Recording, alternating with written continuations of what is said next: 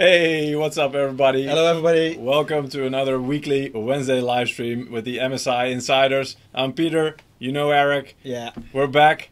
And so we hope without echo this time. We already, when we tested, we found a little bit echo. So we hope it's fixed now. Otherwise, we still need to fix it. So please put your comments in the chat. Yes. Let us know if it's somewhat bearable. But if it's at all doable, it is well worth suffering through an echo. Absolutely. Trust me. Because today we've got some really nice content. Yeah, I'm already looking long time forward to this, you know. Rumors floating on the web already for ages, and finally it's here. And not only that, today is the day. Yes, that indeed. we get performance. Finally, we know about the 2080 and 2080 Ti and even how they stack up. Even better, we have a special guest from NVIDIA later on in the live stream. Yes. So if you have any questions about the new, so what we're going to talk about, RTX, right? Well, what else?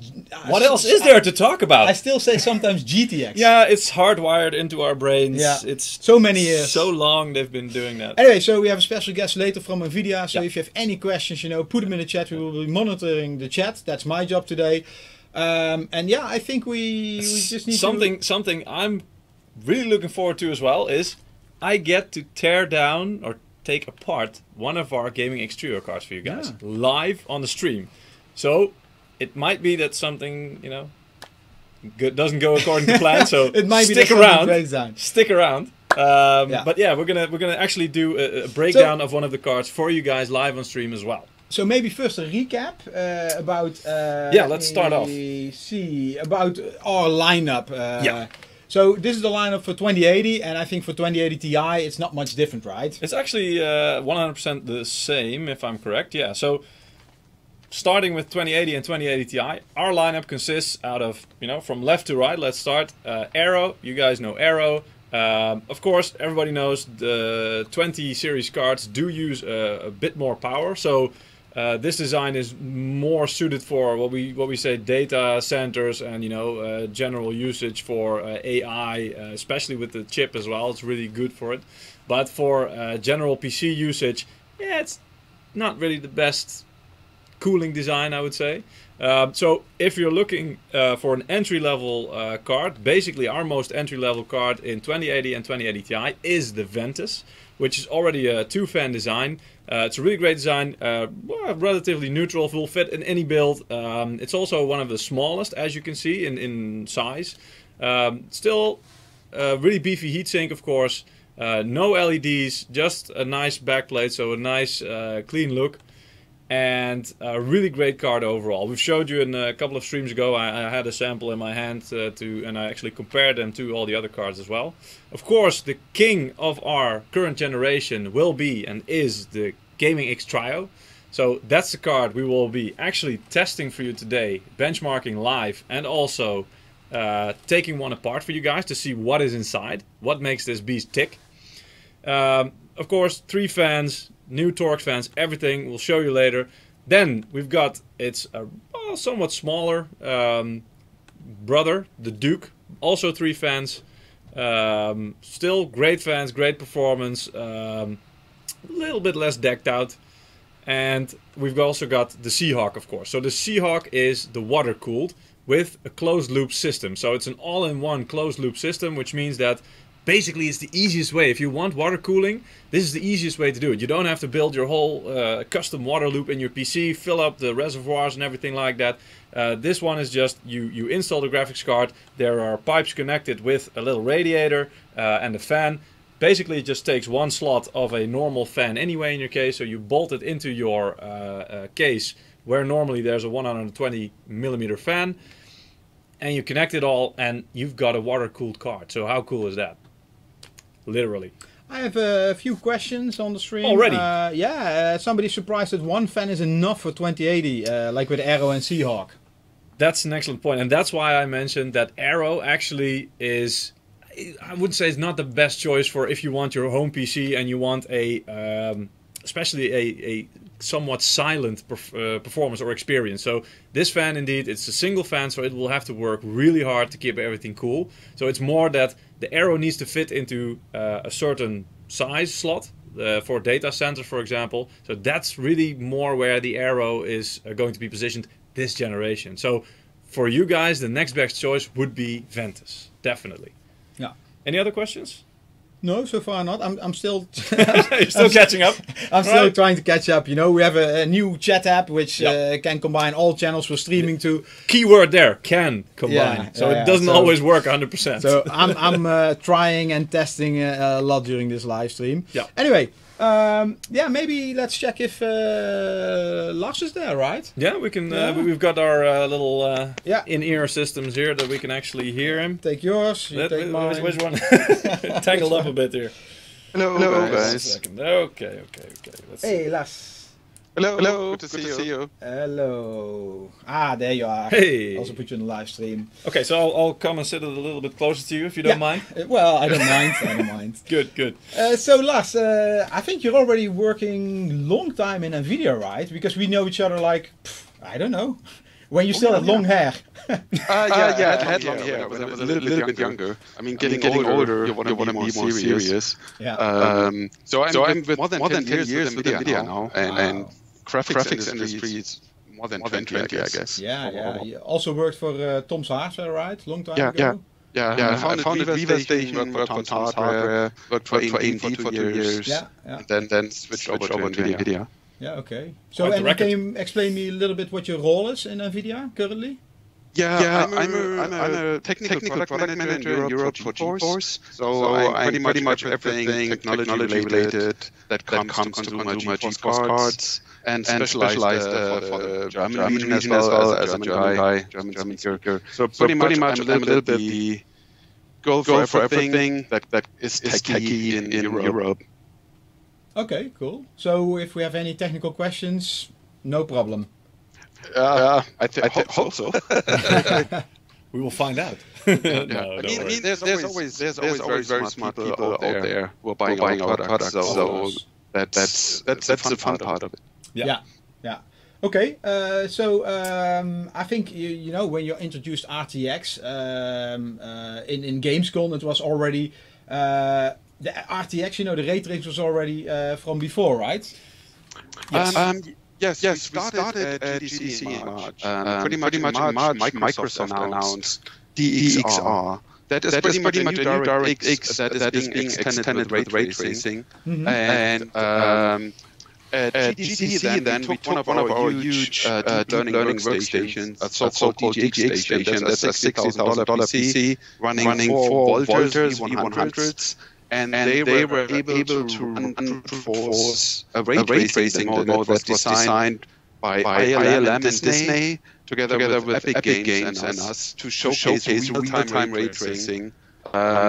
Pretty much demo. It's not a video. It's running real time, and it's really compelling. I mean, it's a if you think about this quality in games with all this reflection, that wasn't never done before. So it was that was the beginning pretty much. And by that time there were a lot of rumors about what our next touring GPUs are. There were wrong code names, there were wrong names. There was pretty much lots of rumors going on for ages. And now at Gamescom, pretty much we let the cat out of the bag and introduce something totally new.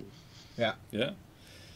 Lars, we have some echo on Skype, it seems. So I'm trying to fix it here. But meanwhile, can you try to speak a little bit slower? Because then I hope people can understand. It's not that you're speaking fast, but then the echo will not interfere, I guess.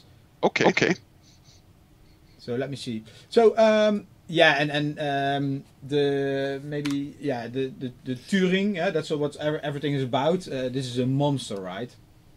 So pretty much Turing is more than just faster Pascal. If you think of when we went from Maxwell to Pascal, we saw a huge performance boost, but from the architecture side, well, there were some features in Pascal that brought gaming forward, but they were not groundbreaking. With Turing, I mean, we even changed our GTX name for RTX. For us, it's like 10 years ago when we introduced CUDA. And we introduced Turing now two additional processors type of computing into the chip. Of course, it has everything that Pascal can do, and a lot faster. But the main features we're talking about are RT cores for real-time ray tracing and tensor cores for deep learning. Of course, we have variable rate shading, we have mesh shaders, we have additional display outputs, we have decoding and encoding. Well, we have a white paper that's going to be released pretty much these days. It's 80 pages long. If you're really techy and want to learn about in-depth about these technologies, check out the reviews that are coming out today, or check out our white paper. It's really massive. But the main feature for us, which brings gaming forward, and which is why this is such a big deal for us, real-time ray tracing and tensor cores with deep learning, because they bring gaming on the next level. As you can see here, pretty much what we showed at GDC, 4 volters on a DGX. It was pretty much able to run it at 55 milliseconds with 25, more or less 25 frames per second, while you can do the math. Turing, one single Turing card can now do this, and even faster. And you could run it on Pascal, but it would be so slow. and it's not that Pascal is bad, but it wasn't made for that. Real-time ray tracing is here for 30 years.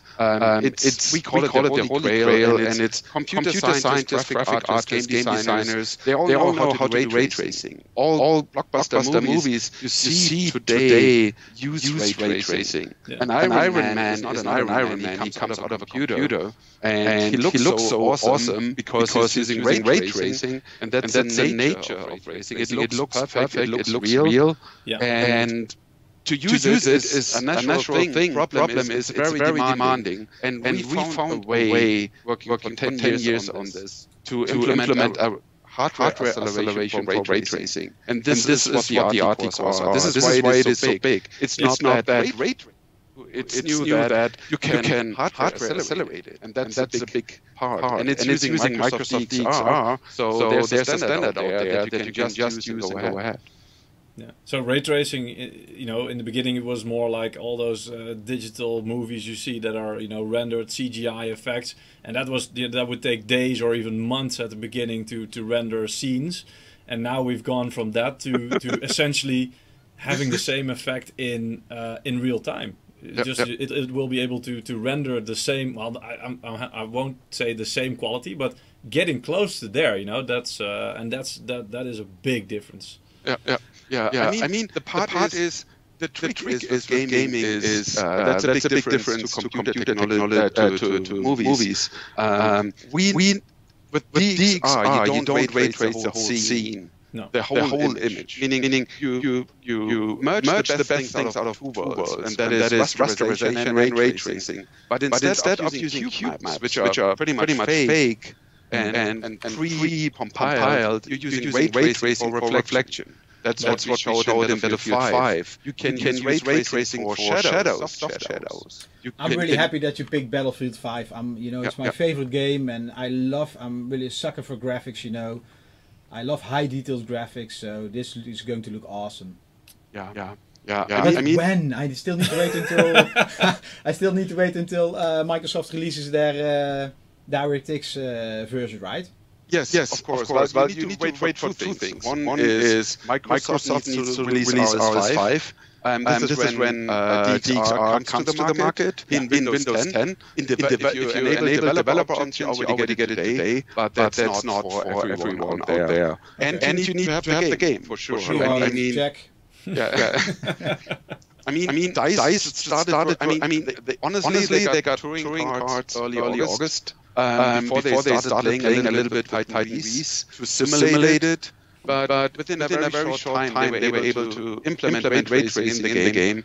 And I played already for a couple of hours with some early builds and it's just stunning. I mean, everybody who sees it, it's just a new level. And especially when you turn it off, you can see in the image here, you see the explosion, the flames coming. It's reflected everywhere on your gun. I was switching up and down a little bit, like RTX off, RTX on. I mean, the difference is really, really big. That's this cannot be. This you cannot have this effect, this kind of detail, any other way, I guess. This is just And it reacts in real time. I mean, cube maps are pre-rendered, meaning it's same when you walk to a window at a building. You can see your third-party character and whatever it does. And with cube maps, it's not possible. They are pre-generated. And they don't react on any changes. These lanes here, they are animated. You can see the animation in the door. You can see an opponent sneaking in from behind the tank as it reflects on the car. And that is only reflection. Other games are using real-time shadows on top, global illumination, or HBAO. So you can replace a lot of the current technologies in games with ray tracing. Of course, you need to optimize it. You have a certain budget for rays that you can use on RTX boards. But within that budget, you can go crazy, and that lifts the game to a totally new level. So pretty much if you think of, well, computer games, higher resolution, yeah, they look a little bit nicer, but nothing really changes. With ray tracing, that is the big next step. If you think of game console, they are nowhere. I mean, really nowhere to do that. No, I mean this, and it does also. I mean, you said you need two things before that happens, but of course, I'm guessing that a 2080 or a 2080 Ti will also help, because if you're gonna try and do this on a 10 series graphics card, you're gonna have a bad time. Yes, it's going to be slow, or there might be some minor effects. I mean, it's a DirectX standard. It has a fallback. Yeah. It should have a CPU fallback. It should have a compute fallback. It all depends on pretty much everyone can implement DXR support in their way. We're doing it, of course, for Turing and for Pascal. Right now you can run it on Pascal, but it is very slow, and it just simply cannot catch up with the RTX acceleration on rays. You need to have that to get to this level, but technically, yes, you can do that. But that's a big thing on RTX. I mean, it's totally new. It's a new type of accelerator, and this is what enables real-time ray tracing in games. Like I said, technology is there, but without RTX, you can't really use it. No, yeah, I mean, but this makes sense. You know, you need to have the right technology that, like you said, the difference between Pascal and Turing is not just that you optimize the process. It's really, you change the game here. It's by adding all these different cores into one, and with the ray tracing cores and the tensor cores and everything like that. That really opens up a new chapter, basically, for the whole graphics.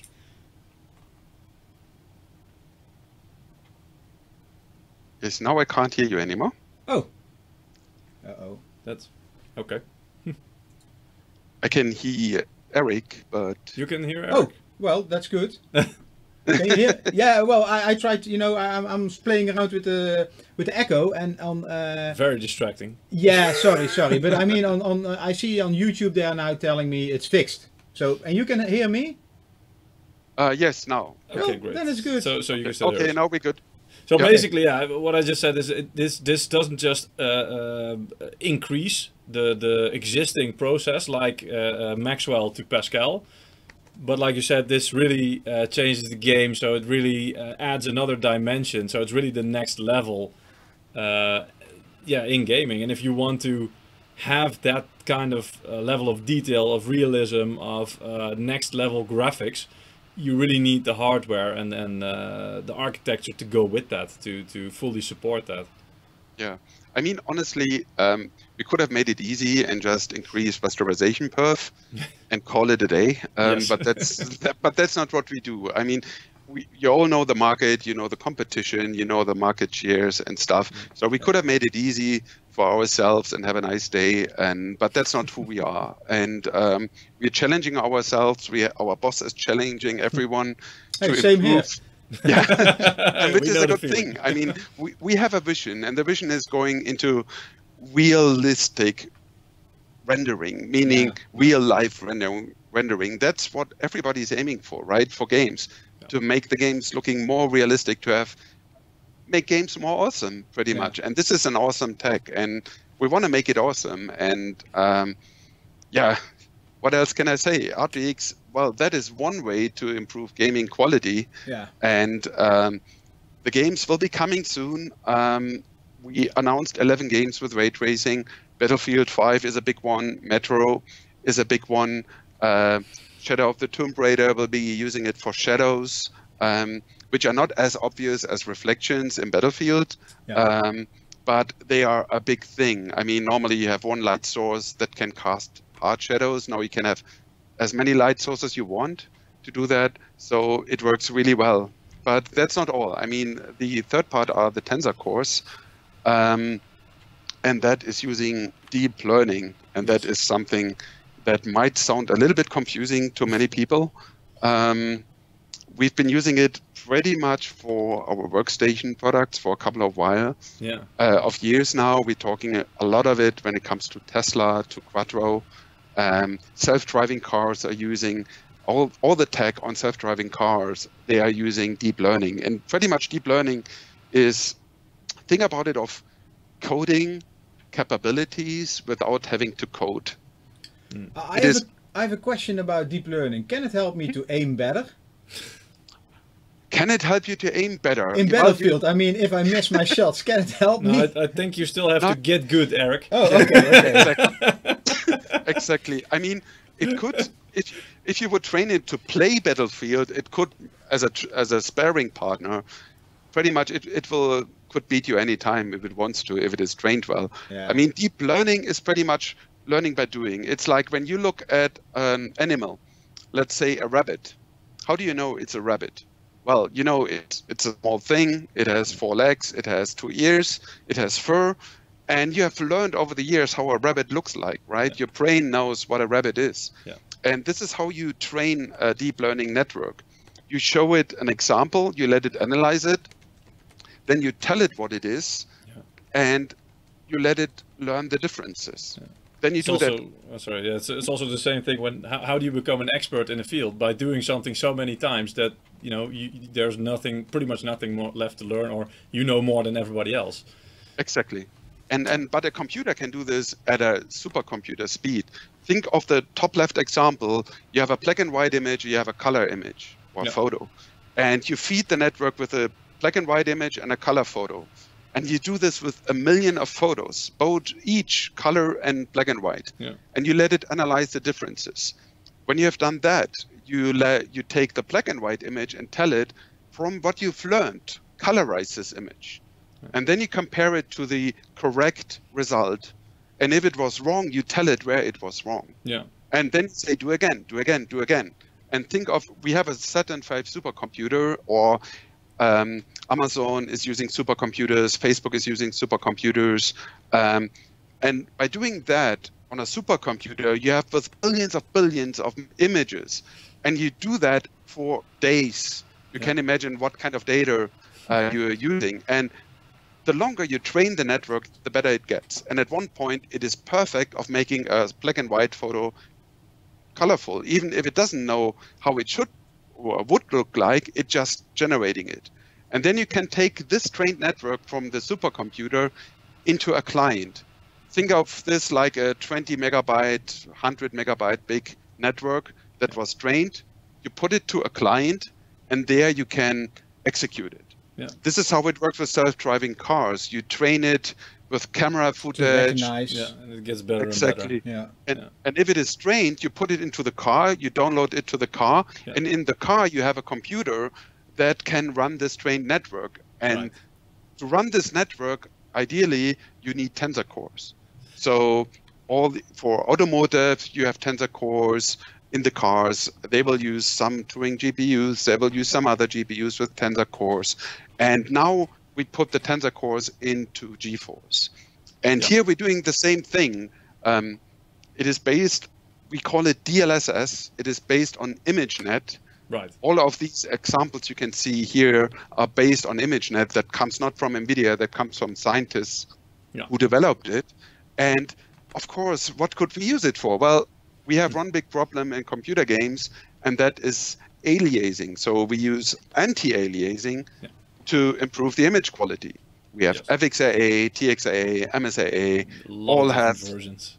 different versions, SMAA, TAA, and all of them are hard-coded solutions, and they have advantages and disadvantages. Yes. And one side is image quality, the other is performance. And so there always needs to be a balance between those two. Exactly.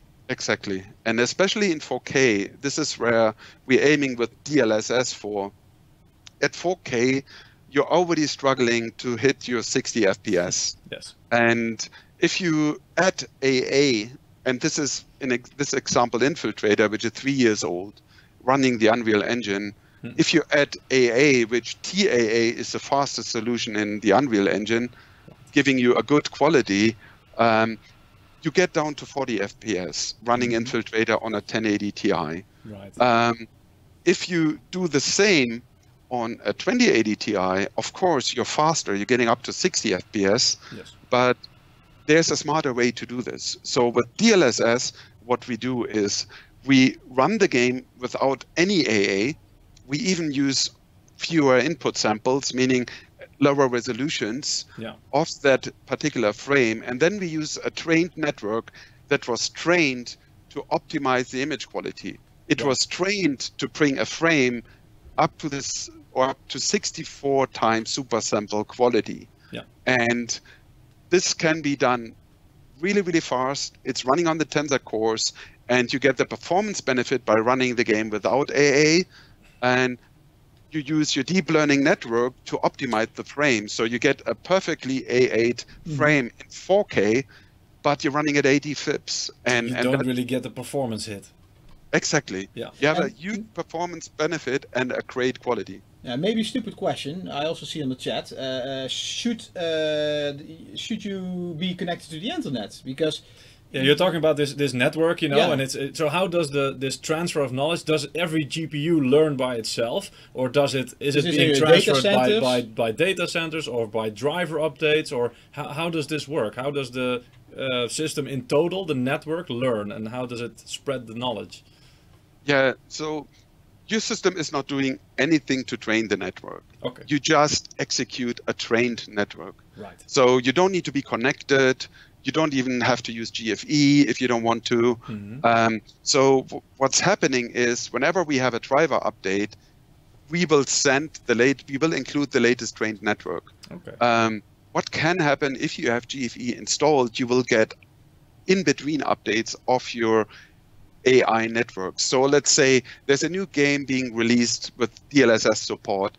We have whitelisted it, we have tested it, we have ensured it's working great, and then we present an update just for this trained AI network file to your system if you want that through GFE. If you don't want that, you will get the full updates with the next game ready driver. Right. But you don't need to be connected. There's nothing of your system being sent to anyone.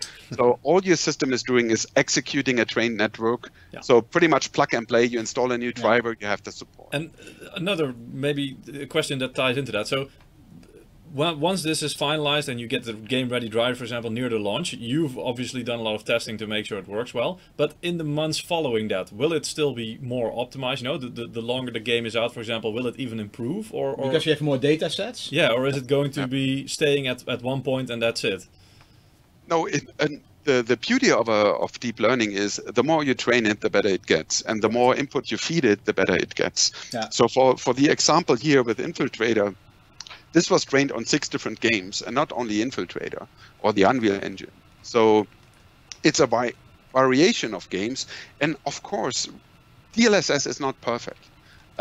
We can make it perfect with a different mode that we introduce later called DLSS 2X, that is aiming for the holy grail of image quality, that really getting you a 64 times super sampled image. Right. But the standard DLSS is for performance, right? You want to have a solution that is equivalent to the standard AA modes out there, but at a much better performance. And this makes sense, right? You want to use more than 60 FIPS at 4K, and you want to play at 80 or 100 FIPS in 4K. This is why you buy a high-end GPU, exactly. And this is why you buy a 4K screen. We've been spoiled in the past years, right? I mean, like you said before, the performance has been going up in rasterization, so that means that everybody has been buying into the smooth game experience, which is great, and they're getting used to that now. And once you've had that, it's very hard to go back because it feels very stuttering. Yeah, stuttering. It feels very slow, so it doesn't feel good. So that's also why.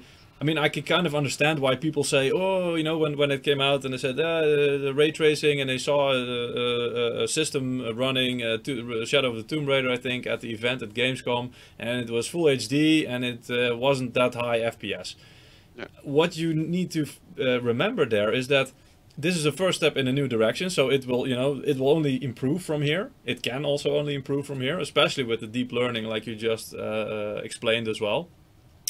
Secondly, even if you look at rasterization, it's still, if you play rasterization, it's still much faster than the 10 series already. And, I mean, I can kind of get why people say the RTX, I don't know yet, because they're used to so high FPS. And now with RTX on, yes, there is still a performance hit. But the longer you wait, even in the same game titles, if I understand you correctly, this will only get better. This will get better optimized, because again, guys, what you need to remember is this is a huge step already. But for the gaming part, for the real-time ray tracing rendering, this is just the first step. Yeah. And so from here on out, and it will probably go way faster than rasterization optimization and the FPS curve went, because we've already done this with rasterization. So with ray tracing, the more it gets optimized, and the more it's not just the hardware here. It's also, like Lars is explaining, the drivers, for example, that can make a difference. So you can expect much better performance from it. Also, I believe maybe already in the relatively short term, depending on how it goes. Lars, I have some questions for you. One is about, let me see where it is. So many questions. One is about SLI. Does the VRAM stack in SLI? Somebody heard a rumor, Adam Fletcher, he heard a rumor, he says, he is asking, does the VRAM stack in SLI? Because in the past, it never did, right? You mean if you can combine the frame buffer of two boards with SLI? Yes. Yeah, that is a feature for Quattro, for compute, that we introduced with NVLink. Right now, with standard SLI, you cannot extend your frame buffer. Okay. So for GeForce, it's not working? No, you're using the higher bandwidth of the big connector, and that is especially important in 4K, and especially when you go to higher frame rates in 4K, which the old connector couldn't really handle at one point anymore. And then you had to use some tricks to get there. And so with the NVLink connector, it runs a lot smoother, but you still have today's challenges with SLI, and those are in DirectX 12, the developers have to implement it. Some game engines make it hard to do SLI. So no worries, SLI is an absolute geeky feature. You get great benefits in some games, but not in all. Yeah. And we're working hard on solutions there. That's what I can tell. Okay. Another question from Adam Fletcher, and there were a lot of rumors what kind of resolutions the games were running on at Gamescom, at the demos. A lot of people were saying 1080p. I don't know. But based on this assumption, he is asking, will you be able to play 4040p with two 1080 Ti's in ray tracing instead of 1080? Yeah. So ray tracing also works in SLI? Yeah, absolutely. But you won't need SLI to play in 1440p. Just one thing to think of is at Gamescom, these game builds were alpha builds. They were not optimized on performance. Yeah. They were optimized. The developers started playing around with ray tracing, real-time ray tracing. And if you look at Atomic Heart, they are using it for everything. They went all in, throwing it on everything. On DICE already, there's a lot of interviews. If you check the web, like Digital Foundry had a big video with the developers from Battlefield. They already have a lot of ideas how to improve performance. I saw that, Yeah, so it will be absolutely playable in 1440p. 1080p, it will be very, very playable. I can't give you any numbers right now because I would be quoted on these, and the games are not final. They're not working. I've seen absolute satisfactory frame rates in 1440p with ray tracing on, so no reason not to use it. Well, on the other hand, I will say ray tracing, of course, it costs performance. It's not for free. It is accelerated, and depending how the developer is using it, you have 10 gigaarrays on a 2080 Ti. If you go all in, if you use more than that, performance will go down. So it's all about optimizations from the game developers. And by the time at Gamescom, nobody really started on optimizing for perf. The release date of these games is still ahead.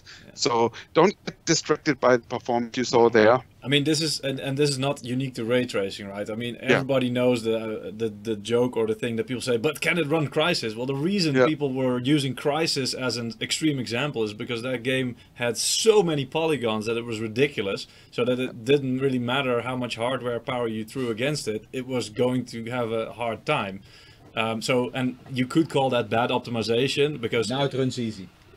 Maybe it could be, but I mean, you know, so even with ray tracing, this again, you know, guys, this is the first time, like Lars is saying, the game developers are only just starting to mess around with it and to learn how best to use it. So they can do a lot to optimize it in the games and use it, but also the hardware itself and the drivers, they will learn. And they will also become faster and optimize the usage compared to the hardware. So from all sides, there are going to be improvements, and especially in terms of performance that you can expect. I have another question I probably can answer. Somebody is asking, why are the European prices more expensive than the US dollar pricing? First of all, the US pricing is always without VAT, and in the US, the different states in the US, they're adding the VAT according to the percentage in that state. And I think you all saw Trump, he is putting some import tariffs on hardware as well. So maybe price in the US will go up. Not sure about that. We have to see how this plays out. So I think, you know, the pricing is basically in euro and US dollar, basically in par. Also, if you want to, you need to ship it from the other side of the world, you know, it will bring you not much benefit, besides the import duties. Let me see. A question from Source IT, wondering if it would be possible to add a new feature to all the DirectX 11 enabled games. So, two parts for me, Lars. Are the new features...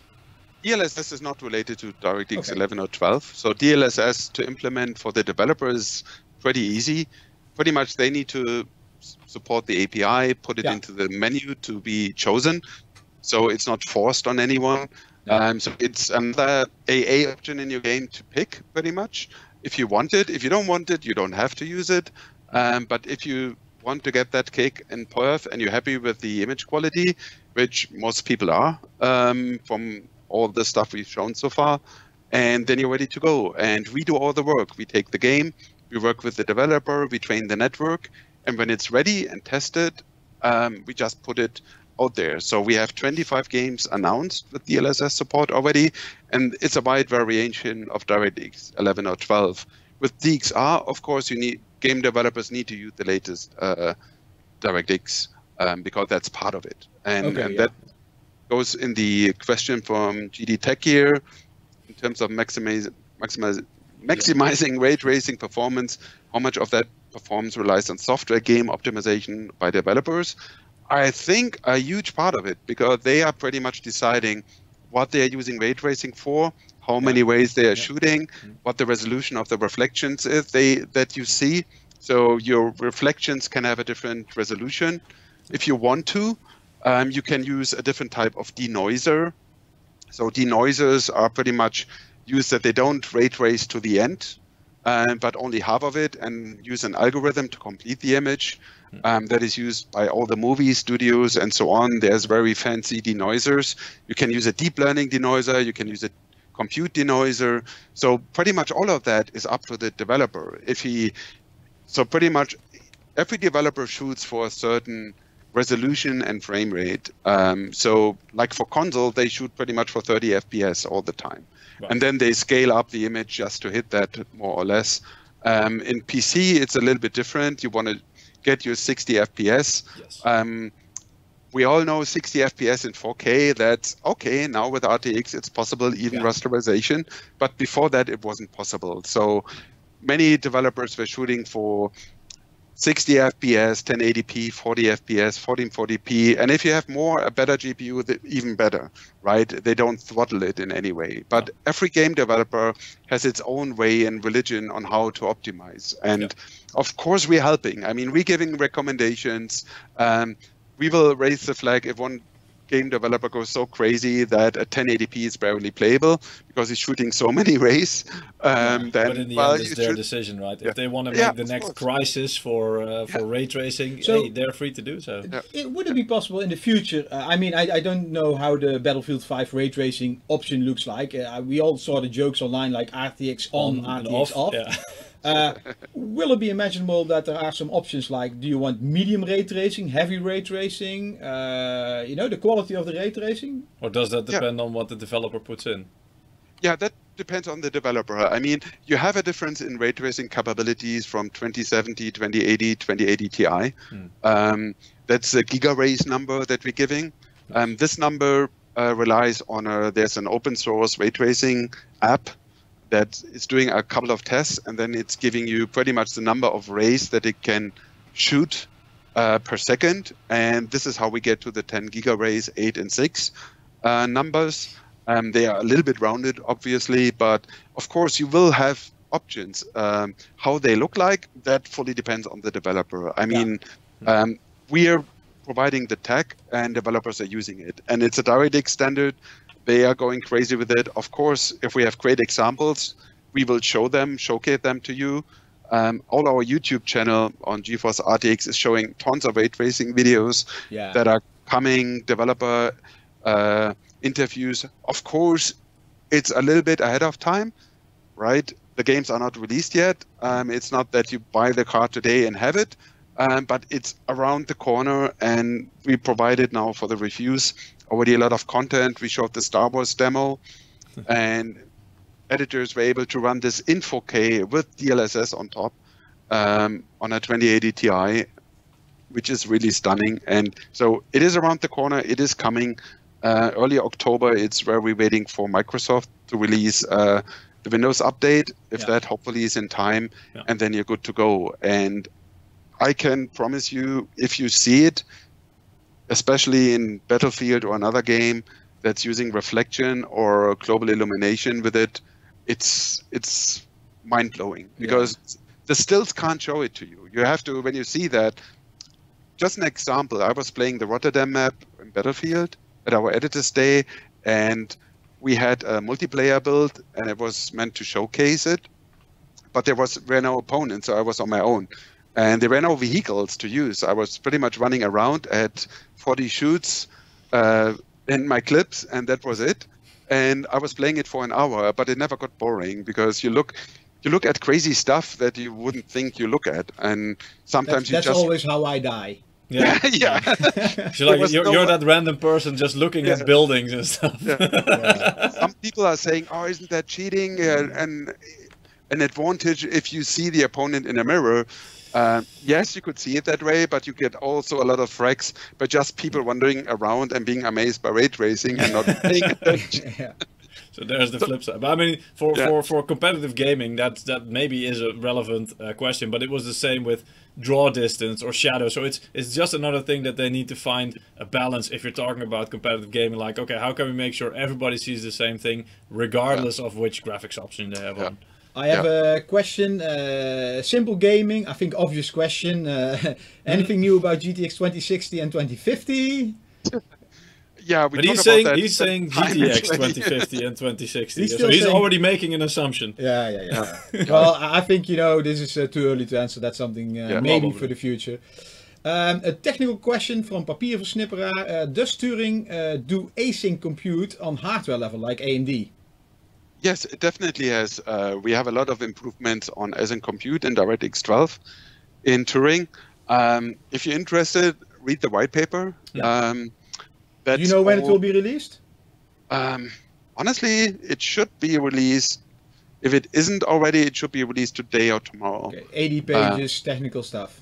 83 pages, and if you're able to read it in one go and understand it, then you have my deep respect. But the short answer, so does the async compute on Turing happen on a hardware level, or on yeah, a it happens driver on a software hardware level. Okay. It happens on a hardware level. I mean, as in compute, it's not that straightforward than some people think it is.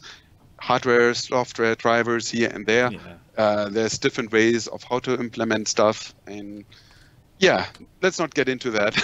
Yeah. Turing has a lot of improvement there, so it is very satisfactory. We never talk about competition. We talk about our products, not the advertised ones. Yeah. I have a question from Nico B. Will ray tracing work only work without DirectX 12? I think you answered that, right? Yeah, but you were you were also talking about DLSS. So yeah. That's a separate thing. So ray tracing is a Microsoft standard. DLSS is our NVIDIA tech. Okay, clear. Yeah. So yeah. And DLSS is also DirectX 11, right? Yeah. Yeah. Okay. Yeah, because it's independent. It's independent from the DirectX API. Yeah. Somebody talking about pricing. Here there are already some discounts for 1000 series. I mean, there are still a lot of 1000 series in the market, so for sure, you know, you can find them for some good pricing. Just look around. There's a mining question. Of course, Turing is good for mining, but the market is not giving you any benefits right now. Do you really want to mine on a Turing? That's a waste of rays, man. It's a waste of game. Is it maybe, you know, you have your shader modules, which are, of course, for mining, but can you also use the tensor cores and the ray tracing cores for mining? And deep learning? No. Ray tracing cores are really only for ray tracing. Okay, so it's not that are multifunctional. Some mining software can also apply them for other tasks. Yeah, most mining software, they rely, like Ethereum, they rely on memory speed. It's all about memory speed. And this is why Titan V with HBM2 is so fast in Ethereum mining, an example. Of course, with GDDR6, you get a big speed up. If you do all the tweaks in undervolting and stuff, that will take some time to optimize for it. But again, I mean, you want to make a benefit, and it's getting harder and harder every month just by the concept of Ethereum, an example. And then at the current courses, you need to get your GPUs and power and everything for free to make any benefit out of that. And I guess that's not for many consumers the case. I think most consumers are really still angry or disappointed or whatever, or maybe lost all of their money buying a card that was way overpriced because of the mining. And as a concept, mining is very interesting, but I think, you know, the way it got out of hand is a bit extreme. So let's hope that doesn't happen again, and let's hope that gamers get to enjoy the gaming benefits. Well, there are a lot of RTX games coming. Yeah, so speaking I'm of looking which, forward to it. We've got a list on the screen now that shows there's a lot of games, even, you know, new games coming out which will have RTX. But we also have a lot of existing games that will implement ray tracing, like Arc, like indeed PUBG. Let me clarify one thing, because that's an important part. RTX stands for pretty much all rendering technologies. So I was hoping for ray tracing. No, well, yeah, you're right. It's not all ray tracing. It's a mix of ray tracing and DLSS. So RTX pretty much. We also named our Quattro boards RTX now, and pretty much like CUDA is for all our compute stuff, RTX is all for the rendering stuff.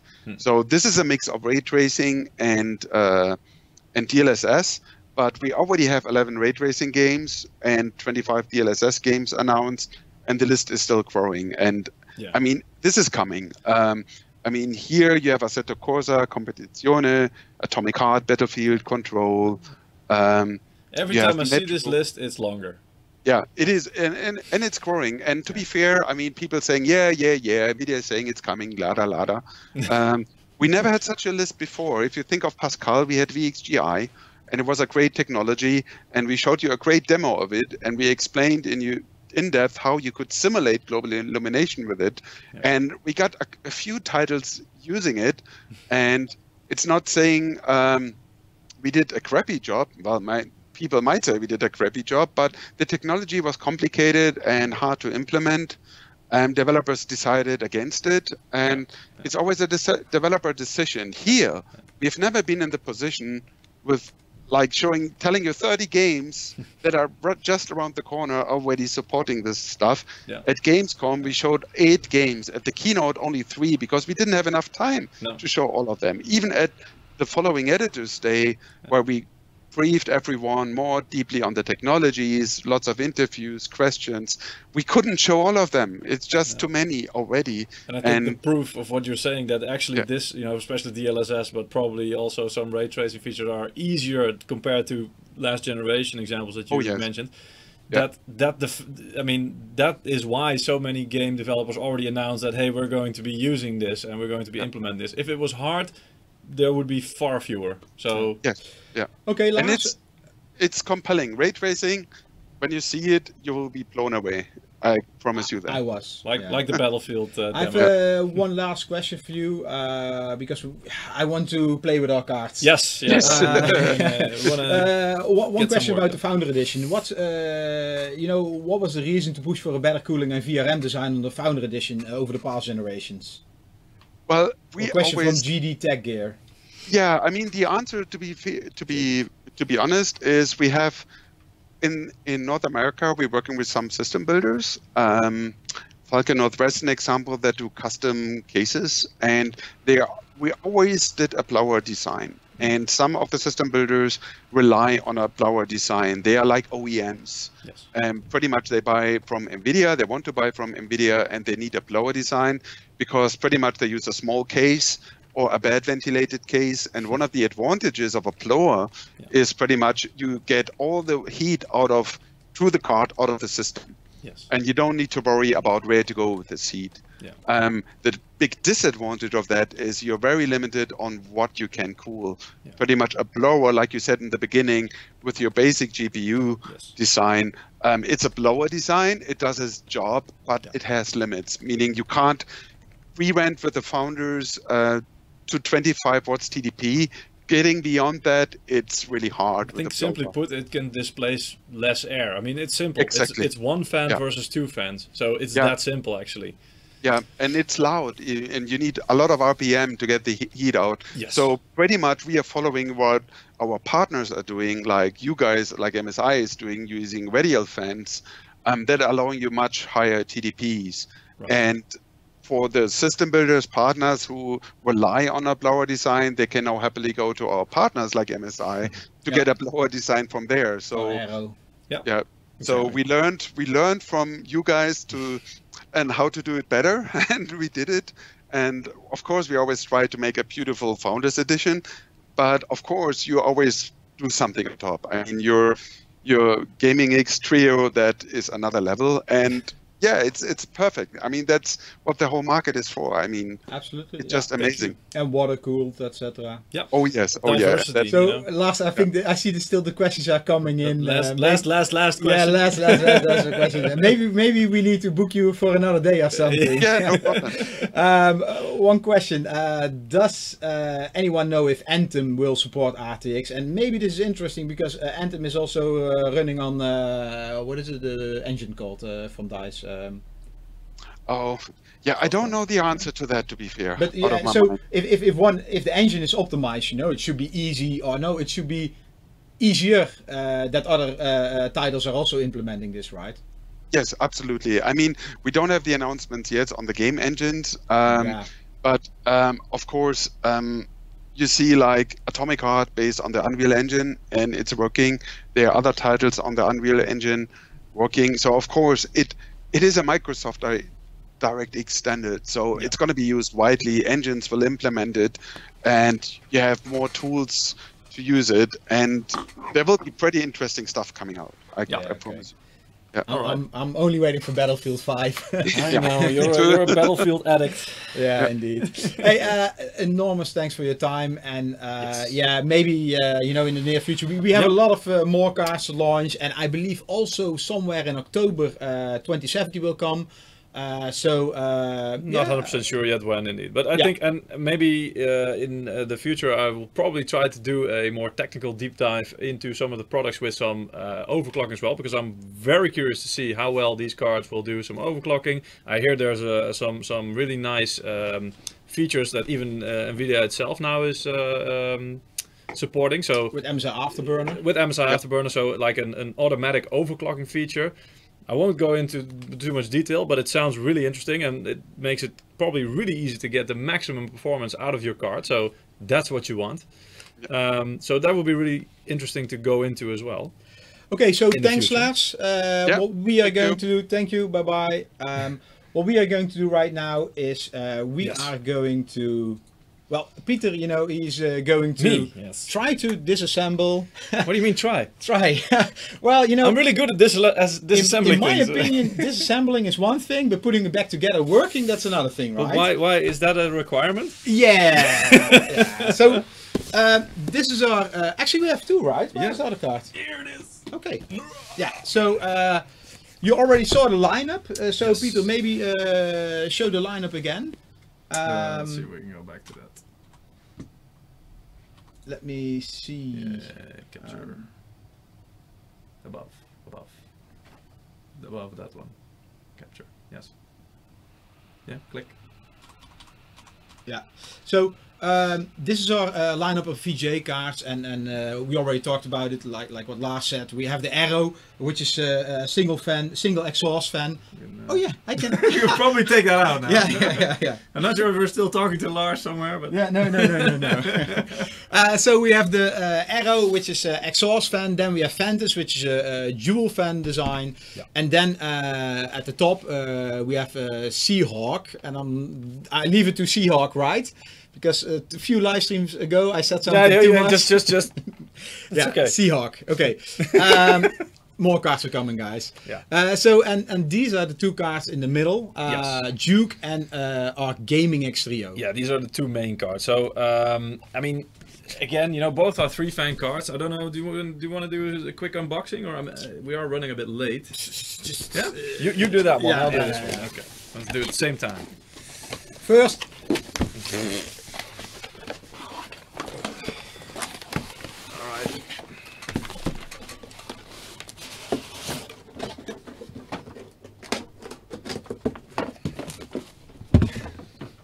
Go there. Put this one here. All the stuff. So one of the things. Oh, is this? Okay, power cable. Yep. Is this also in yours? Yeah, the thing is, indeed. So there's actually a support bracket. Maybe you show this one. Yeah, it's the same. No, it's not the same. It's not the same. It cool. Depends on the color. So I don't know if you guys can see this. Here you go. So there's actually support brackets. Here we've got a close-up cam. Support brackets. Here we go. That are included in. I'll just take one. That's easier. In the packaging. So as you can see, these are can be screwed into your case below the card. So if we take the card here for a second, these cards are heavy. They've got a big cooling heatsink, so that means that they're quite heavy. The purpose and point of this support bracket is that you can install it underneath the card, like so, and then it will connect with some rubber pads. So this also dampens any noise that you might think can come off the card itself, but nothing will happen. And you will, it rests on the little rubber pads there. So this, if you're worried about, it actually should not be a problem, but if you are worried about your PC and your card being too heavy, so it might break your motherboard or whatever, or you're transporting it to a LAN party, whatever, and you want to make sure it's secure in your case, just install this support bracket underneath it. It's quite thick. Let's see if I can show you guys. Somebody's asking 2.5 or 2.5 inch or 2 brackets. So the cards are all more than, well, the cards, these two cards are all more than 2 slots. You can actually easily see it in the close-up cam. Here we go. So if you look at the bracket, that of course represents 2 slots. So as you can clearly see, the cooler extends a little bit above that. So it's kind of like 2.5, 2.7 slots, I would say. Yeah. So this one is Duke. Yeah, in the background that's Duke. Yeah. So as you can see, both fans, I mean the Trio obviously is a bit thicker than Duke. Duke is actually quite close to 2 slots. It does extend a little bit, but not quite as much as the Gaming X Trio does. So yeah, these are the 2 fans, or sorry, the 2 cards put together. Yeah, so the main focus and the main thing I want to talk to you guys about is, of course, Gaming X Trio. Actually, this card I'm going to put in the PC that is sitting to my left side. You can't see it at the moment. Because we're going to do some live benchmarks with, and this is a 2080, so not a 2080 Ti. And it's fresh out of the box, as you can see. So this is actually how you would get it if you buy it out of the box with the sticker still on it and everything. Oh! Well, it says... Did you just break the sticker? Yeah, I broke the sticker. Oh anyway. Yeah. Remove before gaming, of course. These stickers in the middle are here because some people don't know that the fans can stop under a certain temperature because, of course, our zero frozer feature, here you go. So, as you can see, it says there, play hard, stay silent, zero frozer. And basically, this tells you it's okay if the fans stop. It doesn't mean that the card is broken, because probably the temperature is quite low, and what we've done then is that the fans completely stop, because we want to eliminate any kind of noise, even though our fans are very silent.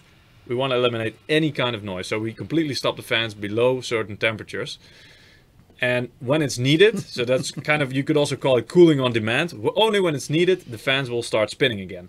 Later on in the case, when I've got this installed, you might be able to see it as well. When I start the benchmark, the fans will start spinning. When I stop it and it's the PC is in idle, temperatures will drop down, the fans will stop again. So it's just to make sure that people don't get confused about it. Yeah.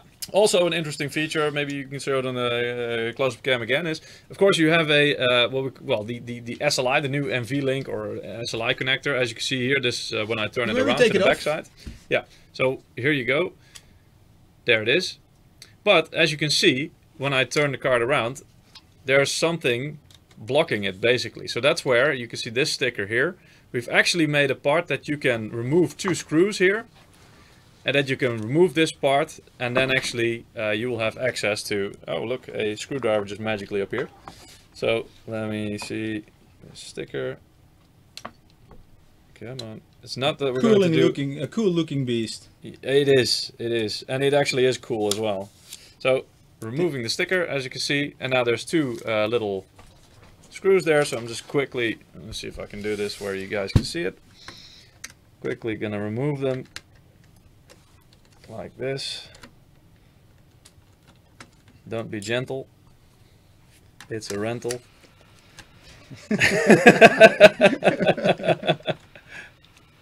Okay, so here we go. And once I've removed the screws, I mean this part's already coming loose, so here I'm just gonna do it slowly. Voila. And now you can see the connector is available, so there's not going to be anything in the way of your SLI bridge, your NVLink bridge on this part. So that's, yeah, we included this part that you can take it off, or if you don't use SLI or NVLink, you can just leave it on, and yeah, you won't be bothered. You won't see the connector as much. Yeah, so I have some questions. What are the differences between Duke and the Gaming X Trio? I'll let you handle that. No, well, maybe you. I will. Meanwhile, guys, we have a giveaway. Yeah. Before we forgot, you know, I should already have told you earlier. So if you go to this link, register. Maybe you already have an account from last time. Sign up. I think they will ask you to like our YouTube channel or to like our Twitch page, wherever you're watching from. We will be giving away several $20 Steam codes. So please go to this link. And check it out. So the main differences. Okay, so let's start physically. As you can see on the outside, one card is taller than the other. The microphone is a little bit in the way. Maybe I can do it this way. As you can see, the Duke is a little bit more slender, so it's less high than the Trio. So the Trio actually, and the difference there is the heatsink. So this means that the Trio also will have a bit better cooling. Fans will have to spin less fast, and the temperatures will be lower. Only slightly though. When we turn it to the back, so here's the, I'll just put it on its head, because then the backplate will be the right side up. I just did a Linus, didn't I? Here we go. So here we have the backplates. And also here you can see difference between the color schemes as well a little bit. So the Gaming Trio obviously a bit more premium looking with the nice brushed finish 2 ways. The Duke also a bit more understated with the black, bit matte black finish. Nice thing that the Duke does have at the back is it's a closed heatsink a little bit. So because the fins run this way, up and down, that means that the air will escape through the sides basically. So it doesn't have to go out through the back. So that's why also we have closed the back of the card here. And also on the back you can see here it's attached to the PCB. No, the screwdriver is not included. No, unfortunately, no. You have to, that might be a nice bundling option in the future. But we don't want you guys to screw around with the cards too much. So if everything goes well, the only thing you should have to screw is, just the 2 screws of the brackets in your case, and then that should be fine. That should be all for you. Let's see. So then, I mean, there's a lot of differences, guys. Eventually, it comes down to this: the Gaming Trio is just the better, bigger brother of the Duke. It has the newer fans, so it has Torx 3.0 fans versus Torx 2.0, which is used on the Duke. Torx 2.0 fans you will also find on our GTX 10 series gaming graphics card. This used to be the high-end fan. Yes, but we've improved it even more, and that's what you find on the latest cards, so on the gaming card. They both have some RGB, although on the Gaming Trio it's way more pronounced, way more good looking. On the Duke it's on fewer places. So, but also the PCB. So the Gaming Trio actually uses our custom PCB, which means it's bigger, more power supplies, more phases, bit more juice, bit more power in it. The Duke is using what we call a reference style PCB, so that means that that uses the blueprint provided by NVIDIA, the reference PCB board, so the circuit board. That's also why you will see a little bit of a difference in power connections. Maybe you can do the close-up view. Yeah, you can see it close easier. So the Duke actually has an 8-pin and a 6-pin. Even though this is like the shape of an 8-pin, you can see there's only 6 connectors in here and there's 8 in here. The Gaming Trio uses 2 full 8-pins. So there's already a small difference, and again you will also see it when you get pictures of the PCB, for example, and you look at it versus the reference PCB. It has a bit more power phases, it has a little bit different components, so we always want to go for high quality components, the highest we possibly can. So on the reference, probably also really good components are used. We always try to beef it up even a bit more, because we expect people to try to get full performance out of our cards and put them to the test, maybe overclock a little bit. So with that in mind, we always try to beef it up. So with the Gaming Trio, you just get a more beefy package. That's pretty much it. And that will result in a bit more premium look and feel, a little bit better cooling, and in the end, probably a bit better performance as well. Yeah, and overclockability. Yes. Yeah, sorry. Yeah. Overclockability indeed. All right, so I'm not going to take this one apart, because this one will go into here. If we're going to take this basically apart, he's saying I'm not going to take this one apart because I don't know how we put it back together. Yeah, right? Well, not fast enough, because then our stream would last like 3 hours, and we would have to call help. Yeah. Okay, so I have actually a different maybe put here Gaming Trio here. Identical, as you can see, just so you guys know, it's not a magic trick. It's not there's nothing fake about it. Same size. It's completely the same backplate even, so it's a full finished sample. Can you give me the screwdriver and the cover? Then I'll put it back on this one. On that one? Yeah. Yeah, sure. I mean, otherwise I don't have anything to do. Like monitor the chat or something like that. Yeah.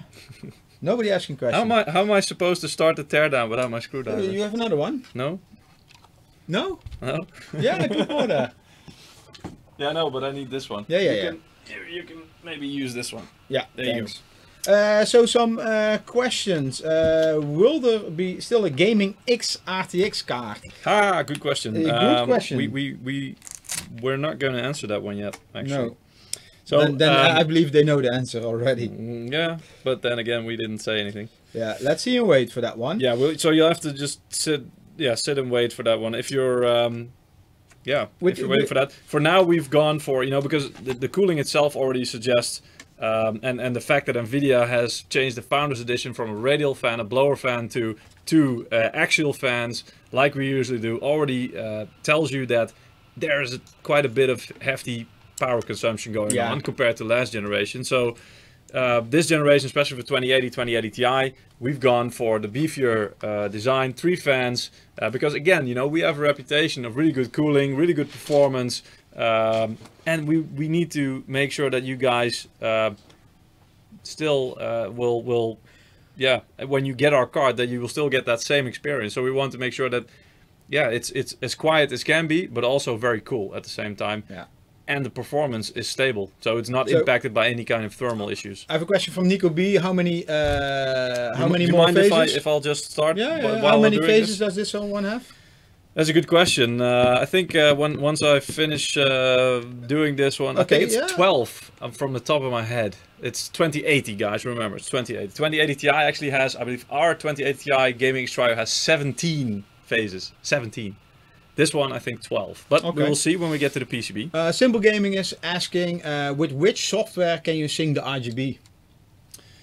Mystic Light, of course. We've got Mystic Light. We've actually got a new version of Mystic Light available. Should be available already on the website. And if it's not available yet, it will be soon, or at least, you know, linked to our graphics cards. And that one makes the whole Mystic Light software UI a bit more simple. We've been working a lot into it. And with Mystic Light Sync, which is part of the Mystic Light software package, that will detect all the products in your system capable of RGB, and of course connected and validated through our third-party vendor program. So which ones are verified to work. It will detect those and it will show those in the application. So you can basically just instantly, link them together and say, okay, either I want to control these individually and give everything its own effect or its own color, or you can just link them all together and say, okay, everything needs to just do this right now, this effect, this color, and then it's done. So very easy to do. So what I'm doing right now, guys, is I'm starting with the backplate, which I know seems a bit backwards. Because, you know, honestly, you might expect me to start at the front. But to be honest, the backplate is one of the things that helps keep everything together and gives the card a lot of strength. So that's why there's a lot of screws actually going through the backplate, through the PCB, to everything, all the metal and the heatsink on the other side. This is to provide extra strength and you know, prevent the card from bending or moving any other kind of way due to the weight. I see people that don't see the link on the giveaway page. If you see a button in the middle, on air, and below that is a button. Let me check what is it called.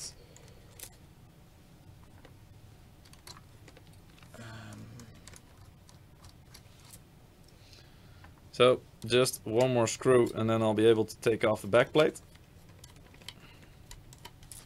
Here we go.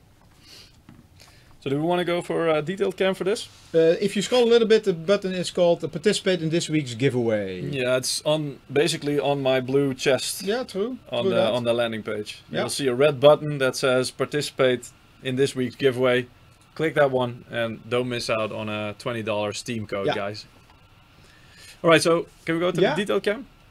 So what I've done here is I've removed the screws. You need to take a little bit back. No, don't worry about it. Okay.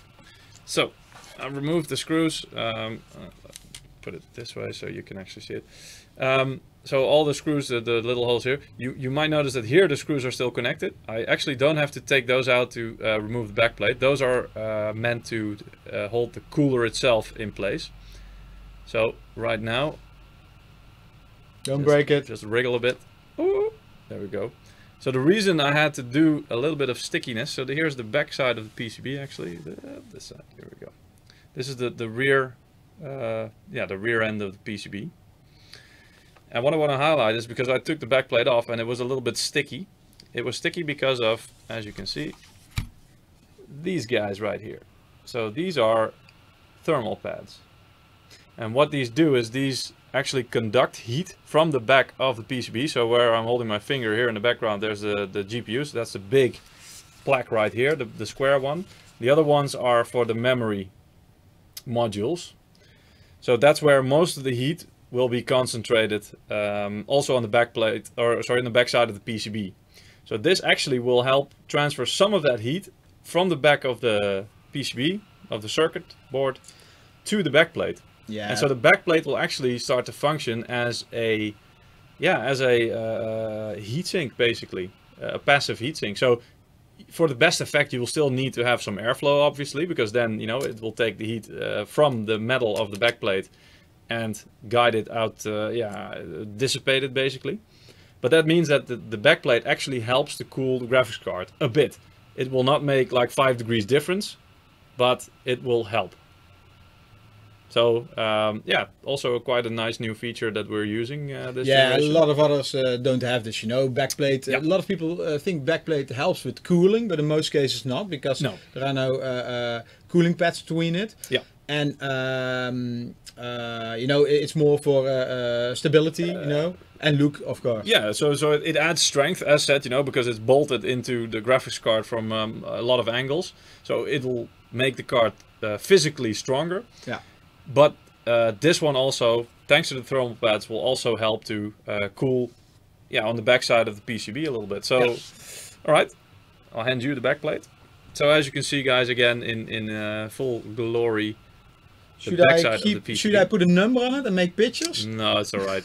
just make sure it doesn't leave this room. Okay. You should be fine. You should be fine. Okay, so next what I'll do, guys, is to take the next step. Basically, I have to remove these 4 screws here that are holding the heatsink in place. And also on this side, you'll see there are some connectors here, the fan connectors and RGB connectors. There is also one on the other side of the card. So once the cooler is loose, I'll have to be careful not to just yank it off, because then I'll break off the connectors as well. So if you've ever done this before, or if you're looking to do some of this, be careful. Always do it very carefully. So I'll just move a little bit here.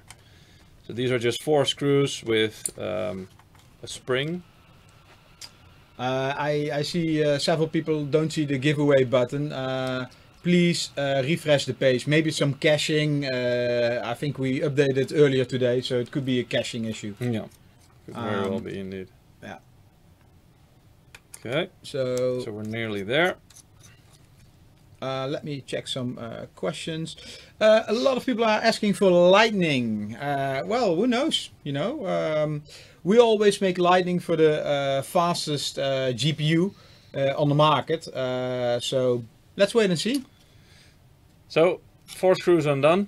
Let's see what happens now when I pull this a little bit. You can already see a little bit of movement there. So the PCB is now becoming separated from the heatsink.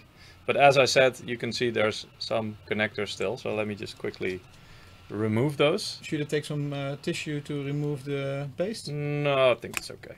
I think you can leave it for now. So here we go. That's 1, 2, 3, and 4. There we go. So there it is. There's the front upside down. The PCB, upside down indeed. You're correct. So let's do it this way. And as you can see, so this is the PCB. Of course, you can see the here's the what we call close quarters cooling plate, which covers the memory modules. Maybe take this off, then it's. Yeah, you can do that as well. The NVLink connector. Yeah. So this covers the memory, of course, and is then connected to the heatsink. I'll show you later. But also very important to note is that on this side, actually this plate, and it's quite thick, as you can see. Maybe closer up. So it's quite thick iron as well. You can this actually connects to the I/O bracket, which is also metal. So that also provides extra, extra strength. What do you mean top side? This. Oh yeah, like this. Okay, there you go. Yeah. So as you can see, it's quite thick. So this helps to. It's like we call it an anti-bending measure. So this also helps to keep the card from bending or any other kind of damage that you might expect.